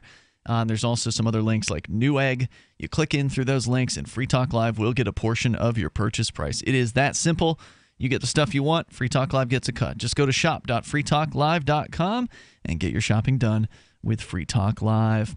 So, Johnny Ray, in the last hour, you had brought up a story from the Lou Rockwell blog, or the Lou Rockwell website, from a guy named Hans Hermann Hoppe, who's kind of a right-winger that purports to be a libertarian and is claiming that if you support immigration freedom, that you're a so-called left libertarian and he's getting into his reasons why he believes that libertarians should support a state enforcing borders, which is a crazy position to take, and it is in no way a libertarian position. But let's hear more about that. On what grounds should there be a right to unrestricted free immigration? No one has a right to move to a place already occupied by someone else unless he's been invited. And if all places are already occupied... Those are the grounds. The grounds are people want those people to come there. Anyway, go ahead. If all places are already occupied, all migration is migration by invitation only. A right to free immigration exists only for virgin country, for the open frontier. There are only two ways of trying to get around this conclusion and still rescue the notion of free immigration. The first is to view all current place occupants and occupations with moral suspicion. To this purpose, much is made of the fact that all current place occupations have been affected by prior state action, war, and conquest. And I agree with that assessment. I think that the property from a homesteading or libertarian perspective would probably have the Cherokee, a lot of Cherokee ownership in the Atlantic Southeast U.S. Rather than it is. They were dispossessed of the land that should have been theirs. Sure. I don't think there's any getting back to that, and I don't think that it would be profitable to try. Right. To this purchase, much is made of the fact that all current place occupations have been affected by prior state action, war, and conquest. And true enough, state borders have been drawn and redrawn. People have been displaced, deported, killed, and resettled. And state-funded infrastructure projects have affected the value and relative price of almost all locations and altered the travel distance and cost between them. From this indisputable fact, it, though, does not follow that any present place occupant has a claim to migrate to any place else. The world does not belong to everyone. So far, so good. He's just saying that because the true ownership from a pure perspective is probably not likely in many cases now. Like maybe this property that we're sitting in now one time was unjustly seized by somebody else. Could be. And somebody else has a better claim on it. But he says the fact that that is the case doesn't mean that I can go across the street and say I can live here because all the records we have are suspect, so I can just come and go where I please. Well, right. I mean, property, as far as the ownership of it is concerned, possession's a very big factor, right? They say possession's 9/10 of the law, right? We're here, we're possessing this property. The records on the property go back to show a legal title transfer over many years. So, I did not knowingly purchase this property, which is now owned by the Shire Free Church, but when I bought it 11 years ago, I did not knowingly purchase it from somebody who I had any belief had stolen it or, used any kind of violence to acquire it. So, I guess I don't really understand what argument he's trying to make here. He's saying there are two ways that you can get around his initial pronouncement that you can only come to a place if someone wants you there. Yeah, right? You can only come if someone wants you there, and free immigration only exists for virgin country. And he's saying that some people will say, well, the whole thing is suspect. You obviously are not the rightful owner of this, so ownership. That's a lame argument against it. I mean, the argument is there are people who want immigrants to come here, right? Like he already acknowledged that earlier on. There are people who want to see open and free immigration, and but their opinions don't matter because they're not his. Right. So I think that moving forward, we've just got to build. We need to continue to try and aim for just property transfer and just property ownership. But I think we're going to have to build on the existing records we have. I don't have a problem with that as long as we're moving towards something really great and free. Sure. The second possible way out, going back to Hoppe, the second possible way out is to claim that all so-called public property, the property controlled by local, regional, or central government, is akin to open frontier with free and unrestricted access. I would go with that one. I think that people should absolutely be able to homestead government land. Yep. Just abolish the Bureau of Land Management and let people just go and homestead that humongous plot of land west of the Mississippi and all the various different plots east of the Mississippi as well. When I think of all of the uninhabited land in the U.S., I'm not worried about immigration one bit. No. We need to open it up and let people improve some of that land. Yeah, but when you point that out to these people, they don't bend. Like they want to defend the most uninhabitable, useless stretch of land in the entire country, the Texas-American border. I mean, it's literally just desert and river and coyotes. Like it's of no use whatsoever agriculturally or economically, and this is their favorite land to sit and rub themselves with the dirt. Like it's ridiculous. Well, it may seem as though it's not useful, but look at like Vegas, for instance. That was the desert. right? They took this arid desert land and they turned it into basically a paradise that attracts hundreds of thousands of people from around the globe every single year, I would guess. Millions, probably. Hoppe says, from the fact that government property is illegitimate because it is based on prior expropriations, it does not follow that it is unowned and free for all. It has been funded through local... Then what does follow? If he's acknowledging that government property is illegitimate, it sounded like he was acknowledging that it was illegitimate, although at the same time he's going to, out the other side of his mouth, call for the government to enforce immigration laws. So obviously he believes in the government and he believes in the state when it's doing his bidding. But anyway, go ahead. It has been funded through local, regional, national, or federal tax payments, and it is the payers of these taxes then, and no one else, so everybody, who are the legitimate owners of all public property. So basically everybody, because socialism. Yeah, I mean, so again, if everybody owns a thing, is it really owned? Is it everybody who owns it, or is it no one who owns it? Now, does it make sense why Richard Spencer likes likes Herman Hoppe? Because they're both socialists. Okay.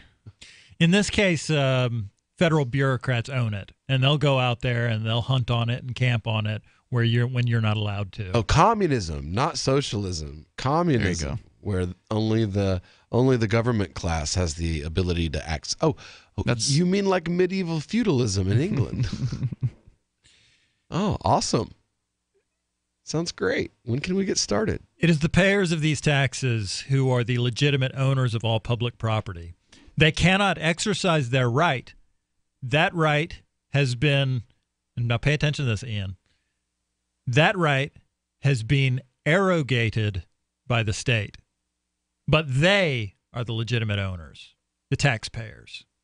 And now the reason that I want you to pay close attention is because I use the word arrogate rather to look it up. Than aggregate. What's that one mean? Well, arrogate means what you use aggregate for. Arrogate is to claim unwarrantably or presumptuously, to assume or appropriate to oneself without the right.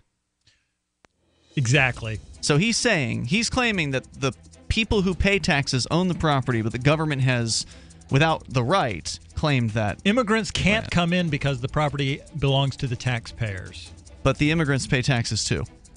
Well, not all of them. Sure they do. Anybody who goes out and buys stuff pays taxes. If you make any purchase, if you exist in the United States, then you pay taxes in some form. Even if it's not sales tax, just buying something supports the business that then pays property tax. Yep. From the first letter of Captain Mark. History is full of flowery documents claiming to limit the power of the crown, but these poetic social contracts have been impotent to prevent the predation. Limited government is a lie they use to keep us submissive. The crown cannot be trusted to abide by its founding charters, nor its treaties, nor even its own rules. The essence of the crown is centralized violence, and I've had enough. That's why I raised my black banner. I am no revolutionary. My aim is not to reset the cycle of violence, but to break it. My aim is an evolved society, invisible to the crown, not a new hierarchy, but decentralized networks with no central figure for the crown to target. If you want your servile life, keep it, but we will not submit to the crown's agenda. And when you are ready to stop being its beast of burden, ready for adventure and opportunity, join us at pirateswithoutborders.com. Hello, my name is Marjorie Wildcraft. I'm the founder of the Grow Network, which is an online community of people who produce their own food and medicine. We are really into backyard self-reliance. If you want this lifestyle, I suggest your first step be to learn some basic home medicine. Just the other day, my 18-year-old son came to me and said, "Mama, I got a sore throat. Can you fix me up?" And I said, "Sure, Ryan," and in about 24 hours, he was better. The best home medicine for you to start out with is garlic. It's an amazing natural antibiotic, and I can show you how to use garlic to handle ear infections, sore throats, colds, and flus. As a way for you to get to know a little bit more about me and the Grow Network, I've written up an easy introduction on how to use garlic. It's at gcnwellness.com. Now, the station manager told me that I needed to say the URL at least twice, even though it feels kind of weird. But if you're interested in backyard self-reliance, you are one of us. Go to www.gcnwellness.com and let's connect up. This is Michael Dean from the Freedom Fiends. I've run websites since 1996 and have used over a dozen web hosts in that time. AgristHosting.com is the only one that hasn't broken my heart. Agrist Hosting's uptime and service is stellar, and their DDoS mitigation is the best I've seen. That's important because if you tell the truth in this world, you'll ruffle feathers. And some people will try dirty tricks to silence your voice. No matter what the haters hit us with, Agrist Hosting keeps our websites online. If you have a mission-critical commercial presence or a world-changing activism site, you cannot tolerate any skullduggery. So go with AgristHosting.com. Have a WordPress or blog site, but you're not satisfied with performance or uptime? Or just want raw hosting? Want to pay with Bitcoin? Agrist Hosting specializes in high-performance hosting with personalized service. Go to AgristHosting.com and click on the button that says Get Hosted. That's AgristHosting.com. LRN.FM is proud to announce our official listening apps for Android and iOS devices. Now you can easily tune into our streams anywhere, anytime on your smartphone or tablet. Just visit apps.lrn.fm or search for LRN.FM in the Android or Apple app stores. Please download, rate us 5 stars, then share the link on your social media and let your friends and family know how you're listening to LRN.FM. Download it now, free at apps.lrn.fm. Are you tired of governments murdering people around the world? Stop using their money. There is an alternative. Bitcoin is a stateless, free market, non-political currency. Bitcoin cannot be inflated or controlled by any government.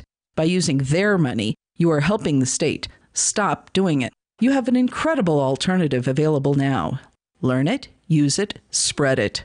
Get started with Bitcoin at bitcoin.com. That's bitcoin.com. Help get LRN.FM into more ears. Visit promote.lrn.fm for a free bumper sticker, flyers, banners, graphics, and more. Promote.lrn.fm.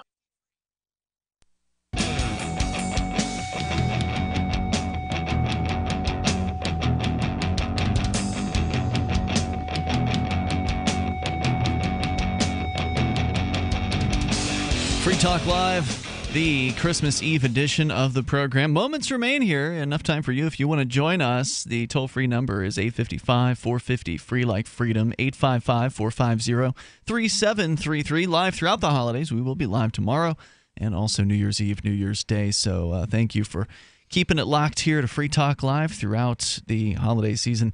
We appreciate you being there. And with you in the studio tonight, it's Ian. Johnny Ray. And Will. Don't forget to join us online over at freetalklive.com. You can help Free Talk Live by joining the AMP program. You just go to amp.freetalklive.com to get signed up there. AMP stands for Advertise, Market, and Promote. It's $5 a month. We will take that money in and invest it into Free Talk Live so we can get on new radio stations. We've got over 160 great radio stations that carry this show throughout the week at various different times. And we could have 200, 300, 400. It's possible. We just, it's a growing process, and we've got to market the show effectively, and that takes money. So if you want to help us out and get access to some cool perks like the AMP-only call-in lines, the AMP-only Facebook group, and more, go and get all the details and then get signed up over at amp.freetalklive.com, ampamp.freetalklive.com as we continue here. Can you crypto amp? You can, only though with Bitcoin Core at the moment, so not very many people. So the gift that keeps on giving, then. Well, I mean, if somebody wants to actually use it, which is very, very hard to do these days, given the $30 basically minimum fee is what people are paying now on Bitcoin Core. But we have actually had somebody use it within the last couple of months. There was one new amplifier that signed up with Bitcoin Core. So there you go. Very, very ballsy of them to do that. Thank you. I do appreciate it. But at some point, we could work in some other cryptos in there. It's just, real. It's not at the top of my priority list. I got to pay programmers to go in and make that happen. So I guess it's a good thing we've got a programmer that's moving to New Hampshire. Well, that could be helpful. I mean, we've got guys who do the site though, who've always done the site, and so I'd probably would bring them in to do it. It's just do you really want to pay what could be hundreds, if not a few $1,000 to, to change a thing that may or may not actually get that many donations. Wow. In the long run. I mean, when we did introduce Bitcoin, it wasn't really a big avalanche of people who were coming in to sign up with it. So that's why I say it's not exactly at the top of my list. If somebody were to contact me individually and say, hey, I've got all this Bitcoin Cash burning in my pocket. Can I join the AMP program? We'd just take care of it through email or something like that. We'd figure out a way to make it so you could donate your cryptocurrency to Free Talk Live. But the online just shoot system. Ian an email at ian@freetalklive.com for all those cryptocurrency donations. The online system is automated, though, so it's easy to go through, which is a nice thing to have. Yeah. But anyway, let's go to David in Raleigh. We can get back into immigration here in a moment. But David, you're on Free Talk Live, calling from North Carolina. Yeah, hello, gentlemen. I just wanted to call towards the end of New Year's, Christmas Eve night, and thanks for putting on a radio show, spreading the idea of liberty, and just wanted to wish y'all a Merry Christmas. Oh, was that all? Yeah, that's it, man. Keep it up, brother. All right, man. Well, thanks for the call tonight. I appreciate hearing from you. A time to learn from every child. Hodl. A time to give, a time to smile.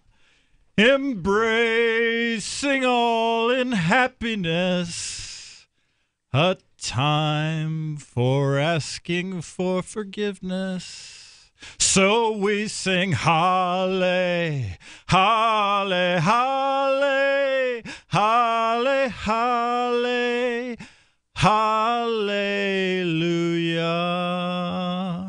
Oh, that's nice. I've never heard that before. Me neither. It's from Roger Whittaker. It's called Hallelujah. Well, I figured that much, but I've heard a few Hallelujah songs, but not that one. Thank you, Johnny. You're welcome. That's from a Christmas album that I and my brothers grew up with. Every song on it is incredibly beautiful, and Roger Whittaker himself is a fantastic singer, and that album is it's like a classic. It's like a deep cut, you might say. I don't think it ever got much airplay. Huh. How about that? Yeah, I listened to Snoopy Saves Christmas from the Red Baron when I was a kid growing up. Snoopy's not much of a singer. No. All right, Johnny Ray, we were in the midst of the Hans Hermann Hoppe piece about immigration, and he's trying desperately to argue that libertarians should not support immigration, although he has in no way been persuasive to anybody who's a real libertarian, because if you are a real libertarian, you believe in freedom. And to have an immigration controlling state is not freedom. So the American immigration system is like everything that libertarians hate on steroids, though. It's government force and violence used against people for nonviolent reasons. It is ramped up, inaccountable bureaucracy. Right. And it is a nonstop gun in your face, hand in your pocket. It took me and my wife 8 years, $8,000. To navigate the immigration system. That's all? Only $8,000? Well, that was because she was already in the country legally as a student, and we were just changing her from one legal status to another legal status. Okay. Had we done it any other way, it would have cost us almost twice that much. Wow. And that's literally for me to go and beg the state for permission to marry someone and not live under the threat of them coming in and kidnapping my wife and tearing her away from her suckling child at gunpoint in the middle of the night. And this is what Mr. Hoppe says he's libertarian. Well, he's coming up to the point that allows me to flippantly sum up his argument and dismiss it. Okay. But the article goes on for a bit more, and it bears reading for if you're interested in the topic. I don't think that we'll have enough time for all of it today, No, let's get to that point if we reach can. my conclusion. Yeah. In a world where all places are privately owned, the immigration problem vanishes. There exists no right to immigration. There only exists the right to trade, buy, or rent various places. Yet, what about immigration in the real world with public property administered by local, regional, or central state governments? First off, what would immigration policies be like if the state would, as it is supposed to do, act as a trustee of the taxpayer owner's public property? What about immigration if the state acted like the manager of the community property jointly owned and funded by the members of a housing association or gated community? Now, this is where I think it all falls apart for him. What a fantasy land. Turns into communism. But basically, like I say, I'm going to deliver a flip argument. He says, what would they do if the state acted like it was supposed to do?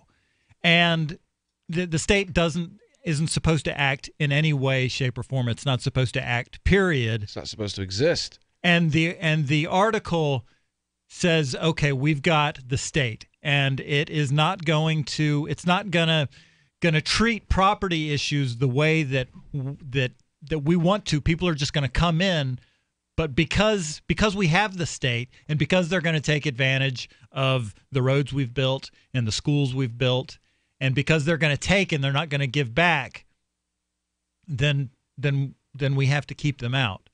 But that will never get you anywhere, because if you say you have to have the state because you have the state, then you'll never get rid of the state.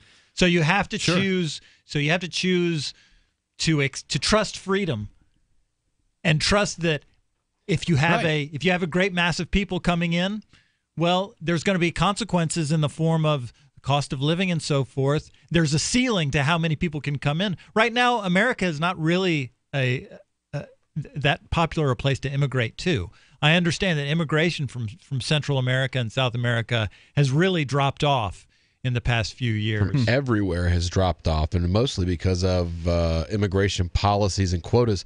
I mean, just for my in-laws to come and visit us, it cost $1,000 in government fees. It was $500 a piece for them to apply for the visa. And if America tells you you can't have the visa, then that's just the end of it. Like, they reject the application and you apply again. You don't ever get the money back, and you don't get a reason why they rejected the application. You just apply again. And like, we're not talking about the plane tickets, the cost of travel, all of those things. No, just the fee for the paperwork to ask for the visa, not to pay for the visa. To ask for permission to get the visa. To ask for permission to pay for, eventually, if they give you the permission. Exactly. Immigration. So why would you want to go? Why would you want to come to a country where it's $1,000 for you and your wife to ask for permission to go? Yeah. And if they don't want, and if they decide to, they just keep your money and give you that's what they'll do. No explanation whatsoever. That's the way that is our immigration system in a nutshell. Yeah, I mean, they keep your money. Your receipt means nothing. This Hoppe guy obviously is showing his true colors here. I mean, he has a fantasy of what he thinks the state should be like. Oh, if only the state would do as it's supposed to. He thinks that he can you mean like Democrats? Make rules that work. But all you're going to do, if you put the state in control of immigration, you're just going to have a cottage industry of immigration bureaucrats that are making money off of the immigration that is going to happen. Hans Herman Sanders. Yeah, and not to mention all the poor immigrants who then get enslaved by whatever, businesses hold their, the control over their lives. We'll see you tomorrow. Free Talk Live. Is spreading the message of liberty, cryptocurrency, and peace around the globe worth $2 per month to you? As you may already know, in addition to our internet feed, LRN.FM broadcasts on free-to-air satellite across North and Central America, as well as Sub-Saharan Africa. And we've been available on satellite for free 24/7 since 2010. The LRN.FM free-to-air satellite signal is reaching some of the most oppressive regimes in the world, and there's no doubt our ideas are making an impact. You can learn more about the channel's impact by watching the 3-minute video at fund.lrn.fm. If you'd like to help free minds globally with our ideas of liberty, cryptocurrency, and peace, you can donate as little as $2 per month via fund.lrn.fm. You can help us continue and expand our satellite broadcast to multiple continents. Visit fund.lrn.fm today, and thank you for your help. Don't forget to share the link on social media. That's fund.lrn.fm.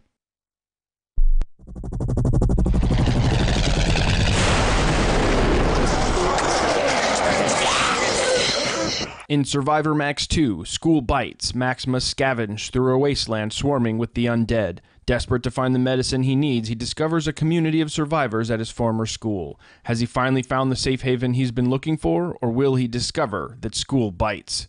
Look for Survivor Max on Facebook, read reviews on Amazon, and read Chapter 1 at survivormax.com. There are lots of ways to listen to Free Talk Live. Our podcast has been around since podcasts began, and now the FTL feed is loaded with content besides our full show archives. Did you know that we make it easy for you to customize your podcast subscriptions? We have different feeds, one that includes only our full shows, one with just the Daily Digest, and one with just the Edgington Post. You decide what you listen to. It's quick and easy to customize your feeds at feeds.freetalklive.com. That's feeds.freetalklive.com.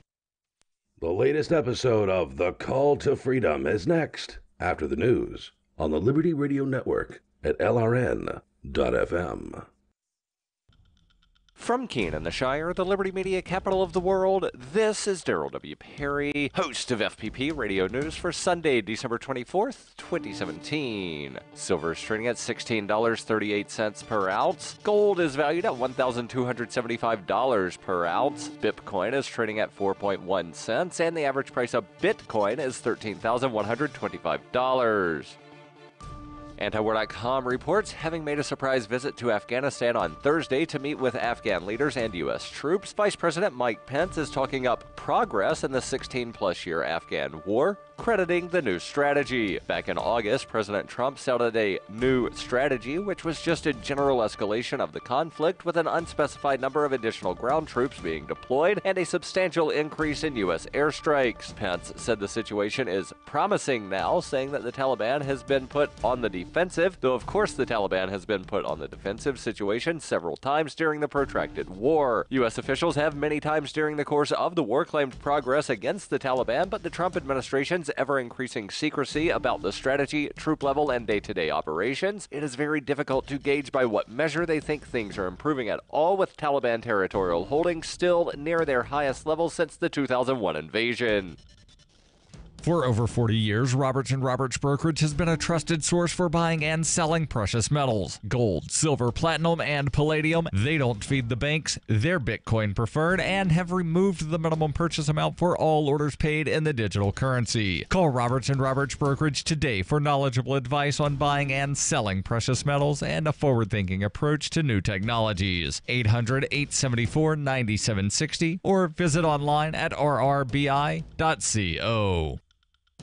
UPI reports scientists at the University of Colorado Anschutz Medical Campus conducted a study that suggests why exercise can help Parkinson's patients slow the disease's progress. The critical components are the DJ1 protective gene and the alpha-synuclein protein, according to a news release announcing the study. Humans born with a mutated version of the DJ1 gene get severe symptoms of Parkinson's disease at a younger age than others. Alpha-synuclein molecules bundle together in the brain to help precipitate neurological decline in Parkinson's patients. In the Colorado research study, mice with Parkinson's were grouped into two categories, those with exercise wills and those without. After 3 months, the mice with wills managed to increase the DJ1 gene's expression in the brain and muscles, according to the scientist. Those mice also stopped alpha-synuclein molecules from bunching up in the brain. Professor Dr. Kurt Fried said in the release, "Our results indicate that the exercise may slow the progression of Parkinson's disease by turning on the protective gene, DJ1, and thereby preventing abnormal protein accumulation in the brain." The exercising mice also enjoyed greater cognitive function than those from the immobile group. They also examined mice that did not have the DJ1 gene. Based on the decline of activity in those mice, researchers determined the gene may be necessary for a Parkinson's patient to experience normal movement. When you hear the word lobbyist, you probably think about greedy corporations, but not all lobbyists are the same. Some are fighting for the freedoms you hold dear. Liberty Lobby LLC is doing just that in New Hampshire, working hard to represent you, not some special interest group. You can help by going to libertylobby.info, where your contribution will give us the tools we need to ensure that your voice is heard. Visit libertylobby.info today to find out more. Reuters reports a sprawling Southern California wildfire that has been burning through rugged, drought-parched coastal terrain since December 4th has become the largest on record in the state, according to state fire officials. The Thomas Fire has blazed through 273,400 acres, surpassing the previous record of the 2003 Cedar Fire in San Diego County that scorched 273,246 acres and killed 15 people. Fire officials said the Thomas Fire was 65% contained as of Friday evening, and the natural spread of the blaze had been virtually halted days ago by fire crews. Incremental increases in burned acreage detected by daily aerial surveys, since they have been largely due to controlled burning operations conducted by firefighters to clear swaths of vegetation between the smoldering edges of the fire zone and the populated areas. The fire has destroyed over 1,000 structures as it has scorched coastal mountains, foothills, and canyons across Ventura and Santa Barbara counties northwest of Los Angeles. On Thursday, authorities canceled the last evacuation notices still in effect for Santa Barbara and Ventura counties. One fatality fatality directly related to the fire has been reported. That victim was a firefighter who succumbed to burns and smoke inhalation in the line of duty last Thursday. This has been FPP Radio News, online at fppradio.com. It's a landmark day in the March for Equality here in America. Congress passed the Casinos for Fairness Act today, which gives every mistreated group in America the right to open a casino. It worked with Native Americans. It will work for the rest of the country. If our society has kept you down, you will get a casino to pull yourselves back up. Veterans will also have the right to open a casino as a replacement for costlier benefit programs. I think it'd be nice to have a casino. I mean, I'd rather still be able to walk, but, you know. While the majority of the country is hailing the Casino Act as a step forward, many Native Americans are objecting to the law. We are still the most disadvantaged group in America. So all that we ask is that we be allowed to open whorehouses and start legally selling cocaine. The bill raised the question of whether immigrants should be allowed to own casinos. After much debate, the legislature decided that they would not, but they will be able to sell sliced mango on the street without a vendor license. This is the Onion News Network.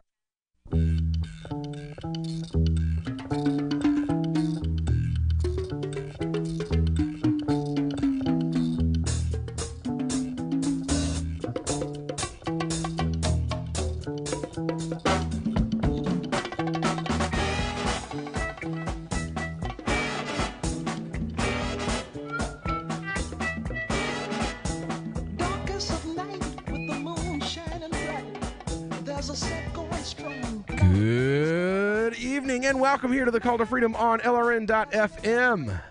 Your host, as always, Will Coley, broadcasting here from the Liberty Studios in beautiful Keene, New Hampshire, in our wonderful little crypto community here nestled in these northern Appalachian mountains. And joined, as always, by my co-host, Mr. Tom Gray, broadcasting from these same mountains just about 1,000 miles south. How you doing tonight, Tom? Hello. Well, Will, Alabama did something right this week, and I really don't know how to process that. Alabama. Well, you know, I mean, our whole lives as Tennesseans, we've basically been taught to despise Alabama. So it's to hear you say that they've done something good is it's nice to hear, Tom. I didn't say it was good. I said it was correct. I mean, it's not exactly like Doug Jones is going to be Tom's favorite senator, but at least he's not a pederast. Well, I mean, at least you know that there were 20,000 voters who didn't like. Basically, I'm going to say these were nine times out of 10. These were Republicans who live in Alabama, who basically they didn't want to vote for a Democrat, but they also didn't want to vote for Jones. So they did the next best thing, and they voted for Nick Saban. Leave it. You made the joke I was gonna make. Leave it to Alabama fans that the only good thing that they do is vote for somebody that coaches college football. Well, you know, the joke there is, of course, there was a Libertarian who was running as a write-in, and basically all of the big party Gary Johnson Libertarians took a big crap all over his write-in effort, and now they look pretty stupid. Pretty stupid, but I think we're going to talk about that later. We haven't made Aria talk yet, though.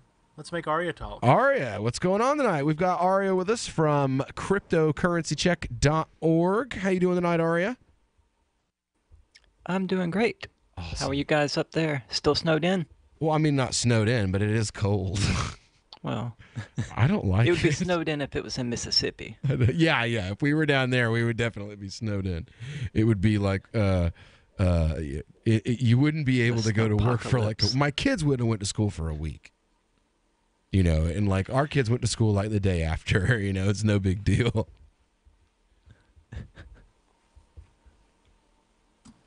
They are so I'm here.